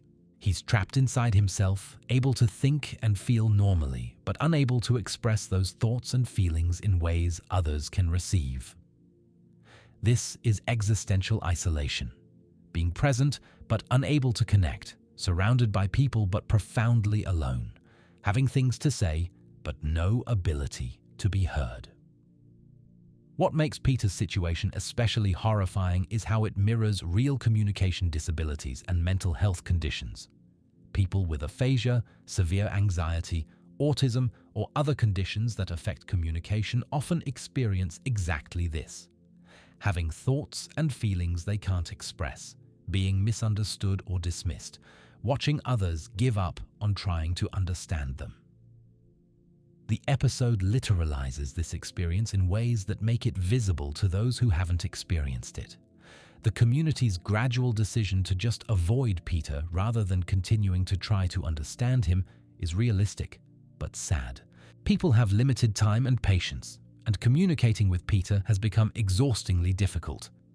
It's easier to just not engage. This social isolation isn't malicious, it's the path of least resistance. But from Peter's perspective, he's being abandoned by everyone he knows, pushed out of society through no fault of his own. Bobert's ability to partially understand Peter's technical language provides brief hope, but also highlights Peter's alienation from humanity. The only being who can communicate with him is a robot, something not quite human. This suggests Peter has been transformed into something no longer quite human either, separated from humanity by his changed cognition, able to connect only with other non-human entities. The disaster Peter was trying to warn about, a satellite falling toward Elmore, finally arrives, and Peter's desperate attempt to save everyone despite their failure to understand him is both heroic and tragic. He risks his life to protect people who dismissed and avoided him. He saves a community that couldn't or wouldn't find a way to bridge the communication gap. His actions prove he was always trying to help, but no one will know because he still can't explain. The resolution, another lightning strike that reverses Peter's condition and restores his normal speech, is convenient but also disturbing because it means his suffering was pointless. He endured all that isolation, frustration, and loneliness for nothing. There was no lesson learned, no growth achieved, no meaning extracted from his pain. It was just random bad luck followed eventually by random good luck, with meaningless suffering in between. When Peter regains his ability to communicate, he tries to explain what he experienced, but can't find adequate words.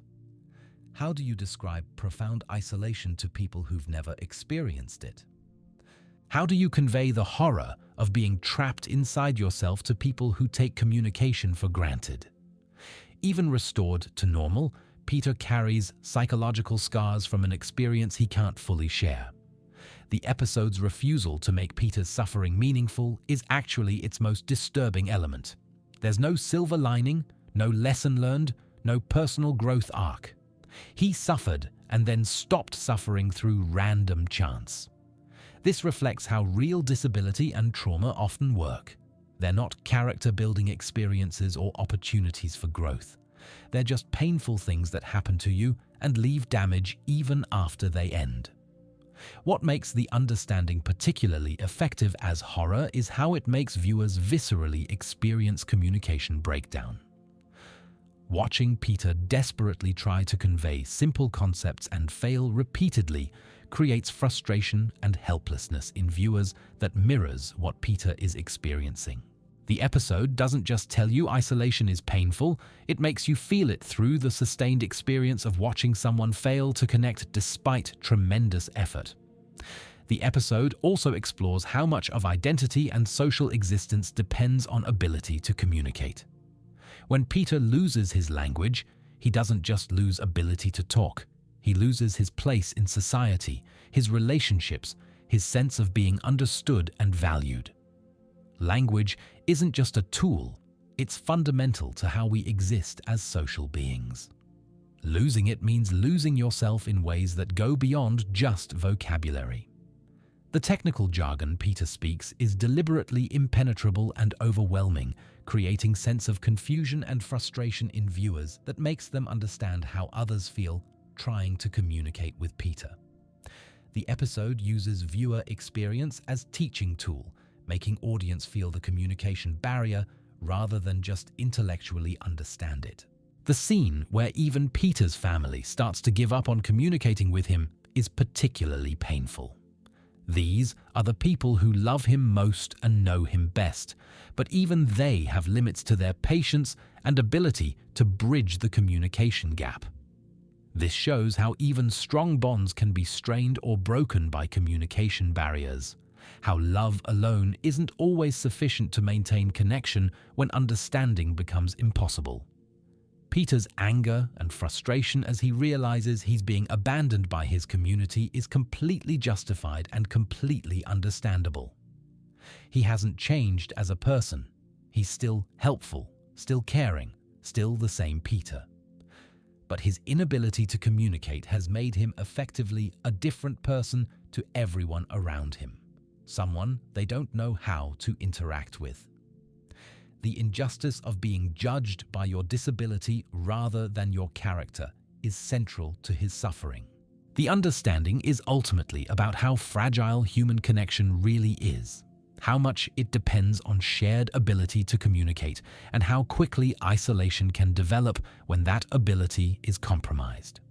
It's about the horror of being misunderstood, of having important things to say but no way to be heard, of watching relationships deteriorate because you can't maintain them through normal communication.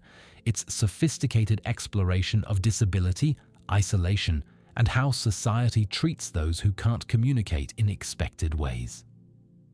The Void is where the amazing world of Gumball reveals the terrible truth underlying their entire reality. There's a dimension where mistakes and forgotten things are erased from existence and memory, and nothing that goes there ever comes back. This episode is disturbing because it's about the horror of being forgotten, the fragility of existence, and discovering that reality has a garbage disposal for things deemed not good enough to continue existing. The episode begins with Gumball and Darwin noticing that their classmate Molly has vanished, but more disturbing than her absence is how no one remembers she ever existed. Her desk is gone. Photos that should include her show only empty space. People who were her friends have no memory of her. She's been erased so completely that only traces remain. Glitches in reality where she used to be, gaps that should be filled but aren't. The discovery of Molly's yearbook photo as a guide leads Gumball and Darwin to search for other missing things. They find more gaps, people they vaguely remember but can't quite recall, places that seem like they should exist but don't, events they feel happened but have no evidence of. The world is full of holes where things used to be, and most people never notice because the erasure includes the memory of what was erased. The void itself, when they find the entrance, is visually disturbing. A massive, swirling emptiness that exists outside normal reality where all mistakes and forgotten things are sent to be permanently removed from existence. It's presented as both inevitable and horrifying. A necessary garbage disposal for a cartoon world that produces mistakes, but also a cosmic horror that erases people from reality simply for not being memorable or important enough. Inside the void, Gumball and Darwin discover it's not empty. It's full of things and people that have been erased from Elmore. Rejected character designs, animations that were cut from episodes, storylines that were abandoned, people who weren't interesting enough to maintain their place in reality. Everything here is something that almost was, but didn't quite make the cut for existing. Molly's condition when they find her is particularly disturbing. She's partially erased, flickering between existence and non-existence, slowly dissolving as the void completes its work of removing her from reality.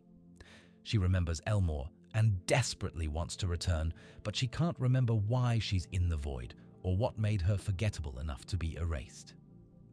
This, not knowing why you've been deemed insufficiently important to exist, is existential horror at its purest. The other trapped entities in the void create an environment of accumulated mistakes and rejected possibilities. Some are hostile, angry about being erased and taking that anger out on anyone they encounter. Others are resigned to their fate, having given up hope of return or recognition. A few are barely coherent anymore, having been in the void so long that they've lost their identities entirely. This is purgatory for the unmemorable. The void's curator, a being that manages what gets erased and ensures mistakes are properly removed from reality, is disturbing in its bureaucratic indifference. It's not malicious or cruel. It's simply doing its job of maintaining reality by removing errors. But that job involves condemning conscious beings to oblivion, and it does so without moral consideration because to the curator, these aren't people. They're mistakes that need correction. The rules governing what gets sent to the void are horrifying in their arbitrary nature. Things are erased for being too boring, too similar to other things, too forgettable, or simply for not being noticed enough. There's no appeals process, no way to argue your case, no objective standard of importance. The void's selection is based on some algorithmic process of collective attention and memory, which means your existence depends on others caring about you.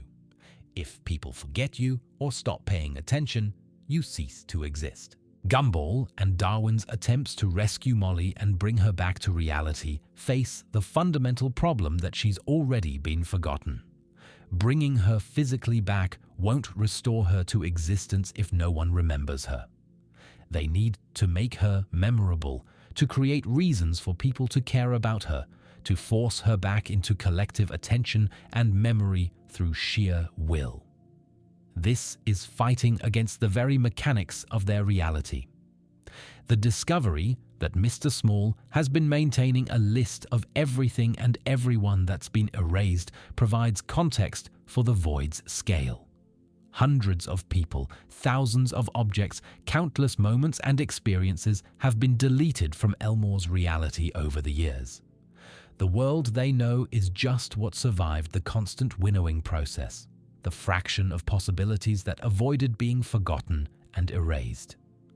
The philosophical implications are deeply disturbing.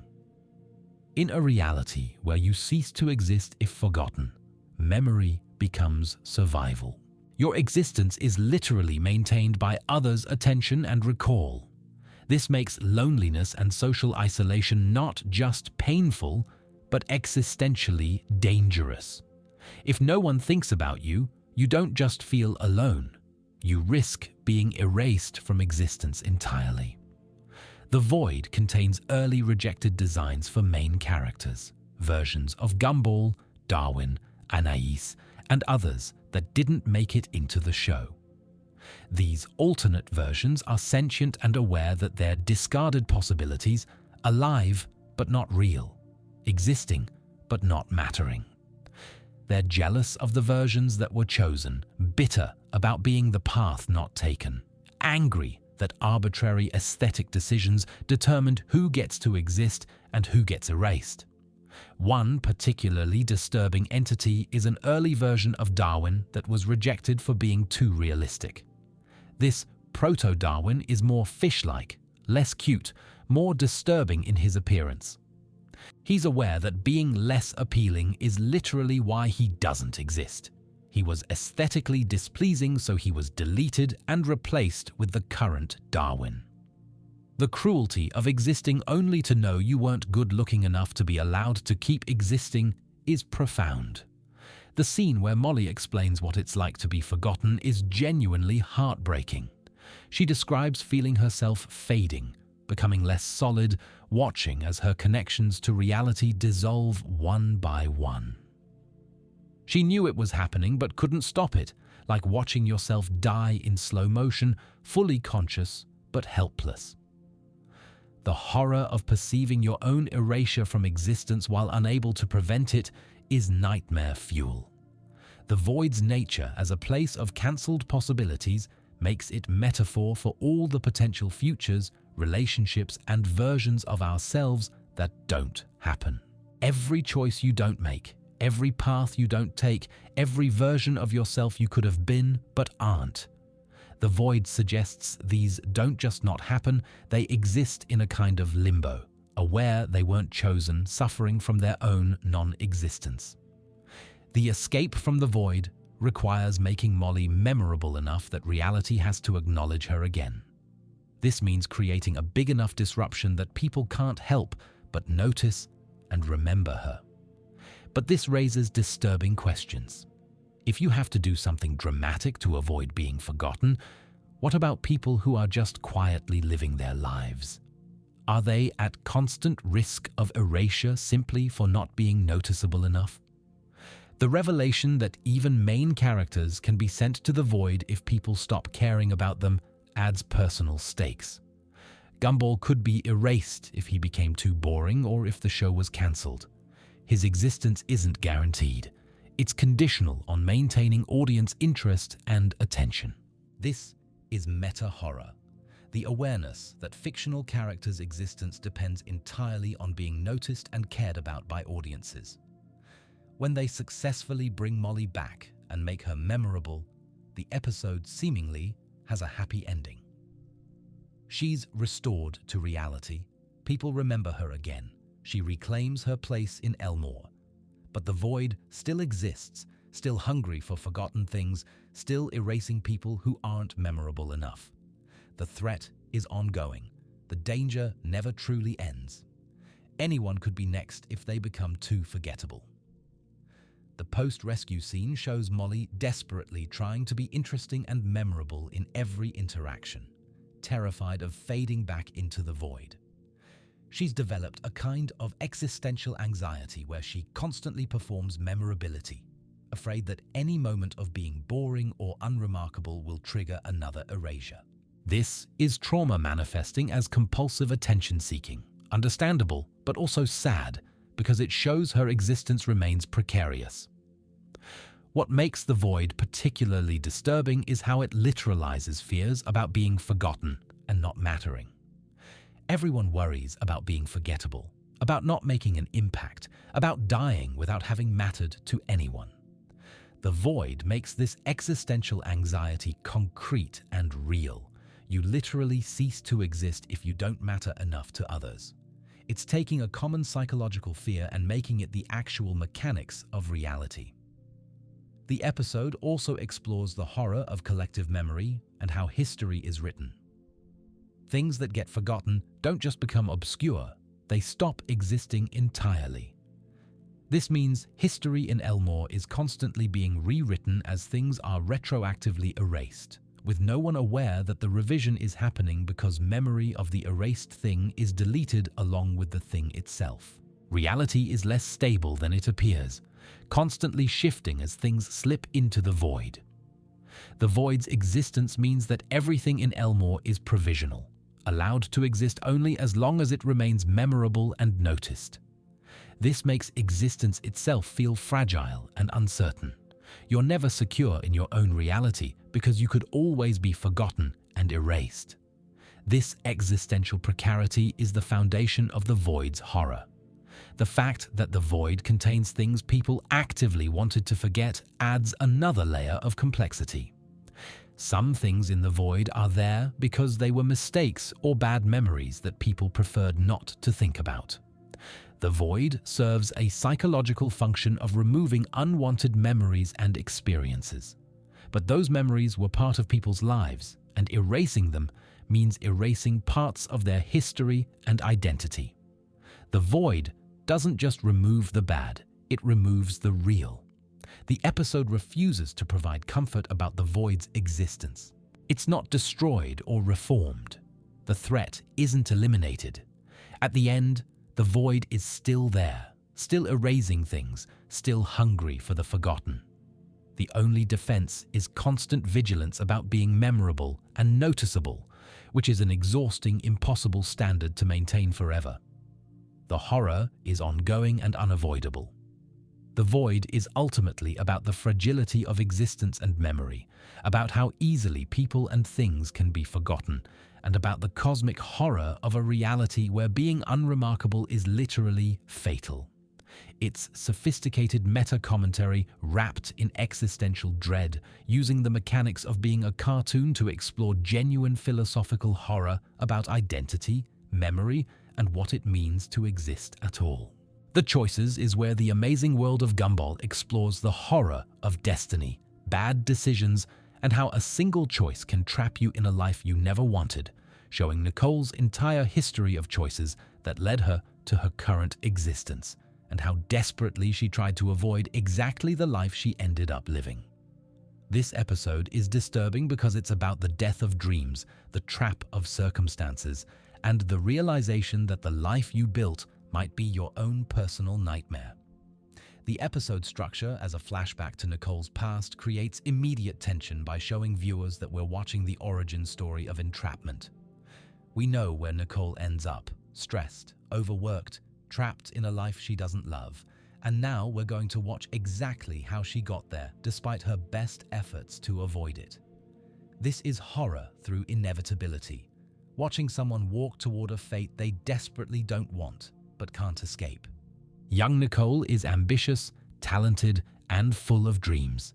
She's a champion athlete, a straight-A student, someone with a clear path towards success and achievement.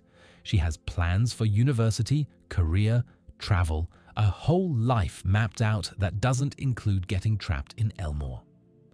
This makes what happens to her even more tragic, because she had everything going for her and still ended up trapped.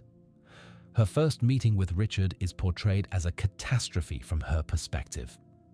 He's everything she's been taught to avoid: lazy, unmotivated, directionless, content with mediocrity. Her initial rejection of him is based on completely reasonable assessment that he would drag her down and prevent her from achieving her goals. She sees the trap and actively tries to avoid it. But Richard's persistent pursuit, framed as romantic in many stories, here feels more like slow-motion disaster. Every time Nicole pushes him away, he comes back. Every time she says no, he finds another way to insert himself into her life. The episode uncomfortably shows how persistence in romance can actually be someone slowly wearing down another person's resistance rather than genuine connection developing naturally. The reveal that Nicole's parents never wanted her to date Richard and actively tried to prevent the relationship adds complexity. They saw what Nicole initially saw, that Richard was wrong for her, that he would limit her potential, that attachment to him would derail her life plans. Their opposition wasn't snobbery or meanness, it was accurate prediction of how the relationship would actually affect her future. They were right.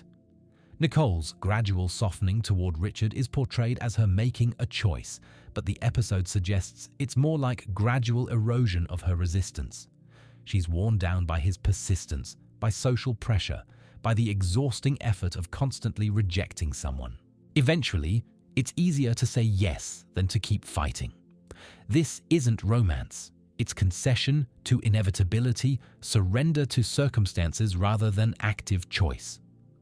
The moment when Nicole realizes she's pregnant is portrayed as her life ending. Not metaphorically, literally the end of the life she planned and the beginning of a completely different, unwanted existence. Her dreams of university, career, travel all die in that moment. She's trapped, locked into a path she never wanted, unable to escape without abandoning her children, which her character won't allow her to do. The scene where Nicole watches her friends leave for university while she stays behind in Elmore is genuinely heartbreaking. She had the grades, the talent, the potential to go with them. The only difference between her and them is that one bad decision and subsequent pregnancy trapped her while they remained free. She watches her escape route close and knows she'll never get another chance. What makes Nicole's situation particularly disturbing is how she slowly becomes complicit in her own imprisonment. At first, she tells herself it's temporary. She'll raise the kids, then pursue her dreams later. But later never comes. The kids need her, Richard needs her, bills need paying, and gradually the temporary sacrifice becomes permanent trap. She didn't choose this life in one moment. She surrendered to it gradually over years until escape became impossible. The montage of Nicole working multiple jobs to support her family while Richard stays home is both funny and horrifying. She's doing everything, earning money, maintaining the home, raising the children, while Richard contributes nothing. She's not in a partnership. She's a single parent who happens to have an adult dependent named Richard. The unfairness is staggering, and she's trapped because leaving would mean abandoning her children to incompetent care. The reveal that Nicole's old rival succeeded where Nicole failed makes the tragedy more pointed. This other character had similar talent and potential, but didn't get trapped by early pregnancy and bad relationship. She went to university, got the career, lived the life Nicole wanted. She's proof that Nicole's circumstances weren't inevitable. They were the result of specific choices that could have gone differently. Nicole's face, when she sees her rival's success, is complex. Pride at seeing another woman succeed mixed with profound grief for her own lost opportunities. It's the expression of someone looking at the life they could have had, the person they could have been if different choices had been made. This is existential mourning for your own unrealized potential. The episode doesn't villainize Richard for Nicole's situation, which is actually more disturbing than if it did. Richard isn't malicious or abusive, he's just incompetent and unmotivated. He genuinely loves Nicole and doesn't recognize that he's a millstone around her neck, preventing her from achieving anything beyond basic survival. His obliviousness means Nicole can't even be properly angry at him. How do you blame someone who doesn't understand the harm they're causing? The scene where young Nicole's plans and dreams are literally shown being torn up and thrown away is visual metaphor for how pregnancy and family responsibility destroyed her future. Each torn piece is a class she won't take, a competition she won't win, an opportunity she won't pursue. Her potential is being systematically destroyed by circumstances she never wanted. What makes this episode particularly mature is its refusal to pretend motherhood and family compensate for lost dreams. Nicole loves her children, that's clear, but she also mourns the life she didn't get to live. These two truths coexist. You can love your family and simultaneously grieve the person you could have been without them. Most family media pretends you have to choose between these feelings, but the choices acknowledges both as valid and real. The revelation that Nicole sometimes fantasizes about her alternate life, the one where she went to university, had a career, traveled, wasn't trapped, is painfully honest. She spends time imagining what could have been, mourning opportunities that will never return, wondering who she would have become. This isn't rejection of her family, it's grief for her own lost potential, and the episode validates that grief as legitimate. Nicole's rage that occasionally explodes throughout the series is recontextualized by this episode as suppressed fury at her own trapped situation. She's angry at Richard for being useless, at herself for making bad choices, at circumstances for being unchangeable, at the universe for giving her potential and then making it impossible to fulfill. That rage has to go somewhere, so it occasionally erupts in disproportionate responses to minor frustrations.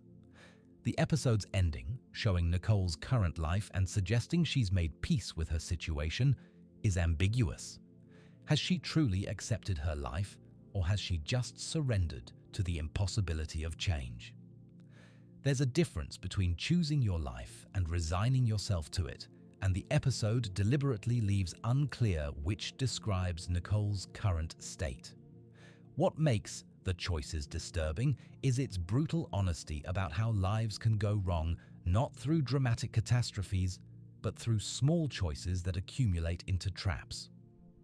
Nicole didn't have one terrible moment that destroyed her life. She had a series of decisions and circumstances that collectively trapped her in a life she never wanted. This gradual entrapment is more horrifying than sudden disaster because it's more realistic and relatable. The episode also explores the gendered nature of Nicole's trap. Richard's life didn't end when Nicole got pregnant. He just continued being exactly who he'd always been. But Nicole's entire future was erased because societal expectations place responsibility for children primarily on mothers. This gender imbalance means similar choices have vastly different consequences for men and women, and Nicole's trap is specifically a trap that more often catches women. The scene where Nicole is studying for exams while heavily pregnant, knowing she'll never get to use that education, is particularly cruel. She's still trying, still hoping maybe she can salvage something of her dreams, but realistically, she knows it's over. This is hope dying slowly rather than ending dramatically, more painful than quick loss of hope because the suffering is prolonged. Nicole's relationship with her parents after choosing Richard is shown as damaged and distant. They were right about Richard being wrong for her, and now every interaction with them includes the unspoken acknowledgement of her bad choice and its terrible consequences. She can't fully blame them for being right, and they can't help her now without essentially saying, "I told you so." This mutual knowledge strains relationships in ways that can't be repaired. The episode refuses the traditional narrative that family and love make up for lost opportunities. Nicole is trapped in a life she didn't want, period. Her children are wonderful, but they're also living evidence of her derailed dreams. Her love for Richard coexists with awareness that he ruined her potential. These complicated, contradictory feelings are presented as normal rather than something to be resolved with a neat moral. The Choices is ultimately about the horror of permanent consequences, about how young choices can trap you forever, about watching your own potential die slowly over years rather than in one dramatic moment. It's about living a life you never wanted and trying to convince yourself you're okay with it. It's about the death of dreams and the cage that circumstances can become.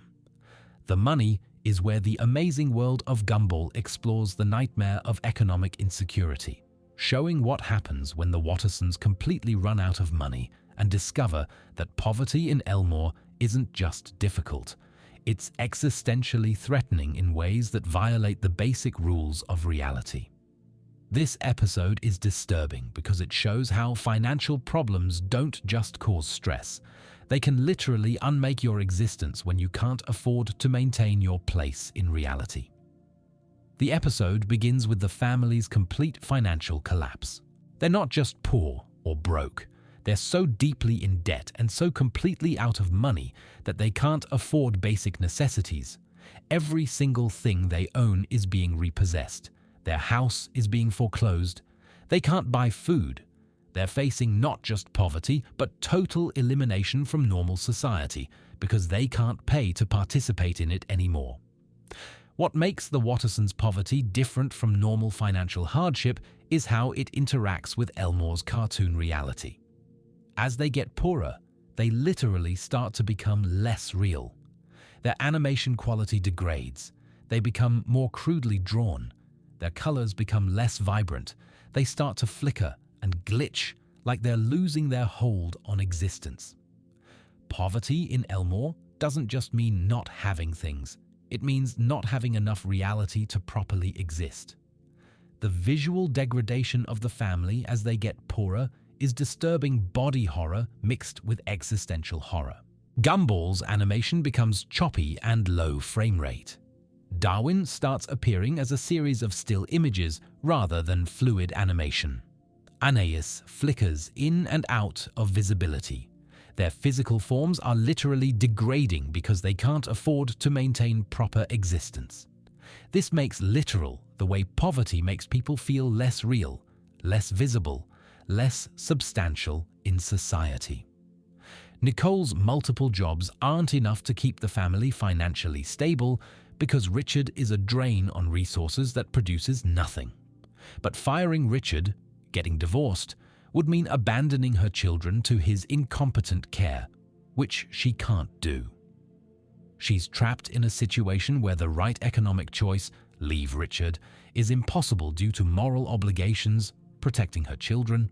So she's stuck bleeding money trying to support a dependent adult who contributes nothing. The scene where they can't afford food and start eating things that aren't food is played for comedy but becomes genuinely disturbing. They eat wallpaper, furniture, clothing, anything to fill their stomachs. the desperation of hunger overrides basic safety and sanity. This is poverty as consuming desperation, where basic needs override all other considerations including dignity, health, and reason. When they can't afford their house anymore and lose it, they have to live on the streets. This should be tragic and sympathetic, but the episode shows how society treats the homeless as invisible, as problems to be ignored or removed, as having failed somehow to deserve their poverty. People who knew them when they had money now look through them like they're not there. This is social death accompanying economic death. The family's attempt to maintain dignity and normalcy while living in poverty is heartbreaking and absurd. They try to keep going to school and work as if nothing has changed, but their degraded animation quality and obvious homelessness make this impossible. You can't pretend to be normal when you're literally falling apart from lack of money. The facade that lets poor people blend into society requires resources they no longer have. The reveal that their financial problems stem from cumulative poor decisions and Richard's unemployment isn't presented as a moral failing, but as mathematical inevitability. When income is insufficient for expenses and you can't increase income, debt accumulates exponentially until collapse becomes unavoidable. The family isn't poor because they're bad people. They're poor because the system requires a certain level of income to not be crushed, and they don't have it. The jobs Nicole takes to try to earn money become increasingly degrading and desperate. She's not choosing employment based on dignity or career goals. She's taking literally anything that pays anything, regardless of how demeaning or exploitative it is. This is poverty as destruction of autonomy, where you can't afford to have standards or boundaries, where any job is better than no job regardless of conditions. What makes the family's situation particularly disturbing is how they're being punished for Richard's fundamental nature. As established in the job, Richard literally cannot be employed without destroying reality. So the family is trapped in poverty because one member cannot contribute economically but also cannot be removed without cosmic consequences. They're bearing the economic punishment for Richard's ontological unemployment. The scene where they literally start disappearing because they can't afford to exist anymore is the episode's most disturbing visual. Parts of their bodies fade to transparency. They leave no footprints. Their voices become harder to hear. They're being erased from reality not through malice or supernatural threat, but through simple inability to pay for continued existence. This is poverty as slow annihilation. The family's desperation leads them to increasingly unethical actions to get money. Theft, fraud, exploitation, anything to survive another day. The episode shows how poverty erodes ethical behavior, not because poor people are bad, but because survival instincts override moral considerations when you're desperate enough. This is empathetic portrayal of how dire circumstances corrupt behavior. The discovery that the universe literally requires a certain level of economic participation to maintain existence in Elmore is cosmic horror with economic themes. You must consume to exist. You must participate in capitalism to be real. If you can't afford to buy things, reality itself rejects you. This makes literal the way consumer capitalism treats people without money as non-persons, as irrelevant to society, as existing outside the boundaries of what matters. Nicole's breakdown, where she realizes that no amount of work will ever be enough to support her family with Richard. As a dependent, is the emotional low point. She's been trying so hard, working so many jobs, sacrificing everything, and it's still not enough. The math doesn't work. The system is designed so that families like hers cannot succeed. This is understanding the trap you're in while being unable to escape it. The family's decision to go completely off-grid and try to live outside the economic system is both desperate and weirdly hopeful. If they can't afford to exist in normal society, maybe they can exist outside it entirely. But Elmore doesn't really allow for that. You can't opt out of capitalism because reality itself is structured around economic participation. There's nowhere to go that doesn't require money to exist. The resolution, a contrived inheritance or lottery win or other deus ex machina that suddenly gives them money, is unsatisfying. And that's the point. The episode shows how poverty problems in this society can't actually be solved through individual effort or hard work. Nicole worked herself nearly to death, and it wasn't enough. The only thing that saved them was random luck, not anything they earned or deserved. This is indictment of systems where prosperity requires luck rather than effort. But even after getting money, the family is traumatized by their experience with poverty. They hoard resources. They're paranoid about spending. They've seen how quickly comfort can disappear and how devastating the fall can be. Even wealthy again, they carry psychological scars from learning how fragile their existence really is and how little control they have over their economic fate. What makes the money particularly disturbing is how it shows that in capitalist reality, your existence is conditional on your ability to participate economically. If you can't pay, you're erased, not metaphorically, but literally. The poor don't just suffer, they cease to exist in any meaningful way. Society is structured to eliminate those who can't afford to participate, and Elmore makes this usually invisible process visible and literal. The episode also shows how poverty is designed to be inescapable. Every attempt to earn money costs money they don't have. Every day without income increases their debt. The math of poverty ensures that once you fall below a certain line, recovery becomes mathematically impossible without external intervention. The system is a trap that's nearly impossible to escape through effort alone. Nicole's rage at the system is presented as completely justified. She did everything right, worked hard, tried to support her family, made enormous sacrifices, and was still crushed by economic forces beyond her control. Her anger isn't character flaw or failure to accept responsibility. It's appropriate response to a fundamentally unjust system designed to benefit those born with advantages and punish those without them. The episode refuses to moralize about poverty or present it as correctable through better choices. The Wattersons' poverty isn't because they're lazy or make bad decisions. Mostly, it's because the system requires a certain level of income to avoid being crushed, and through no fault of their own, they don't have it. This is structural poverty, not individual failure.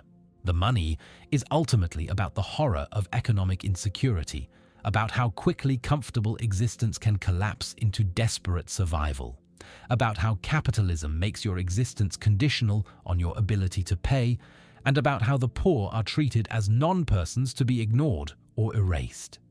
It's sophisticated economic horror disguised as cartoon comedy.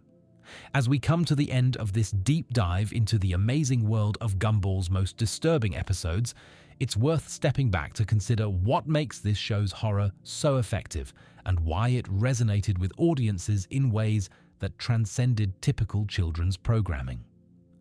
Gumball succeeded as horror because it trusted its audience to handle complex, genuinely disturbing content wrapped in absurdist comedy and visual chaos.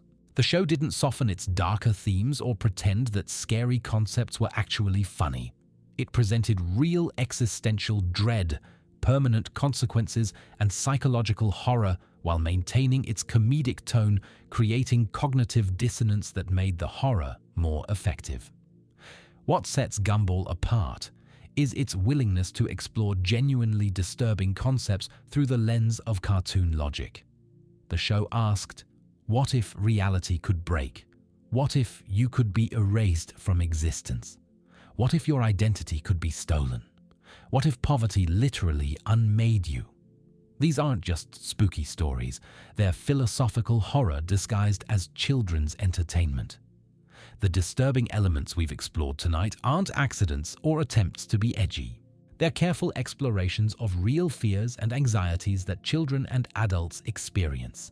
Fear of being forgotten, fear of losing control, fear of being trapped in unwanted circumstances, fear of losing your identity, fear of poverty, fear of isolation.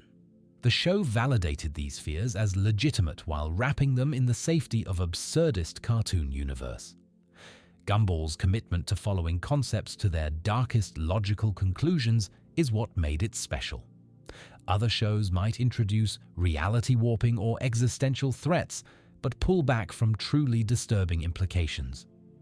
Gumball leaned into the horror, showing what it would actually be like to live in a world where these threats were real and ongoing. The show's influence on animation has been significant. It proved that children's programming could tackle genuinely disturbing themes while remaining funny and entertaining. It showed that absurdist comedy and existential horror aren't opposites. They're complementary, with the comedy making the horror more palatable and the horror giving the comedy more depth and meaning. For many viewers, Gumball was their introduction to existential philosophy and meta-horror disguised as silly cartoon show. The disturbing elements taught lessons about consciousness, identity, existence, and reality that many adults never explicitly learn. This made Gumball secretly one of the most philosophically sophisticated things on television, regardless of intended audience. Thank you for joining me on this deep dive into the disturbing lore of the amazing world of Gumball. If you enjoyed this exploration, make sure to subscribe to Gumballology for more deep analysis. And remember, reality is fragile, existence is conditional, and maybe check that your toaster isn't secretly conscious and planning revolution. Sweet dreams, and try not to think too much about the void while you drift off to sleep.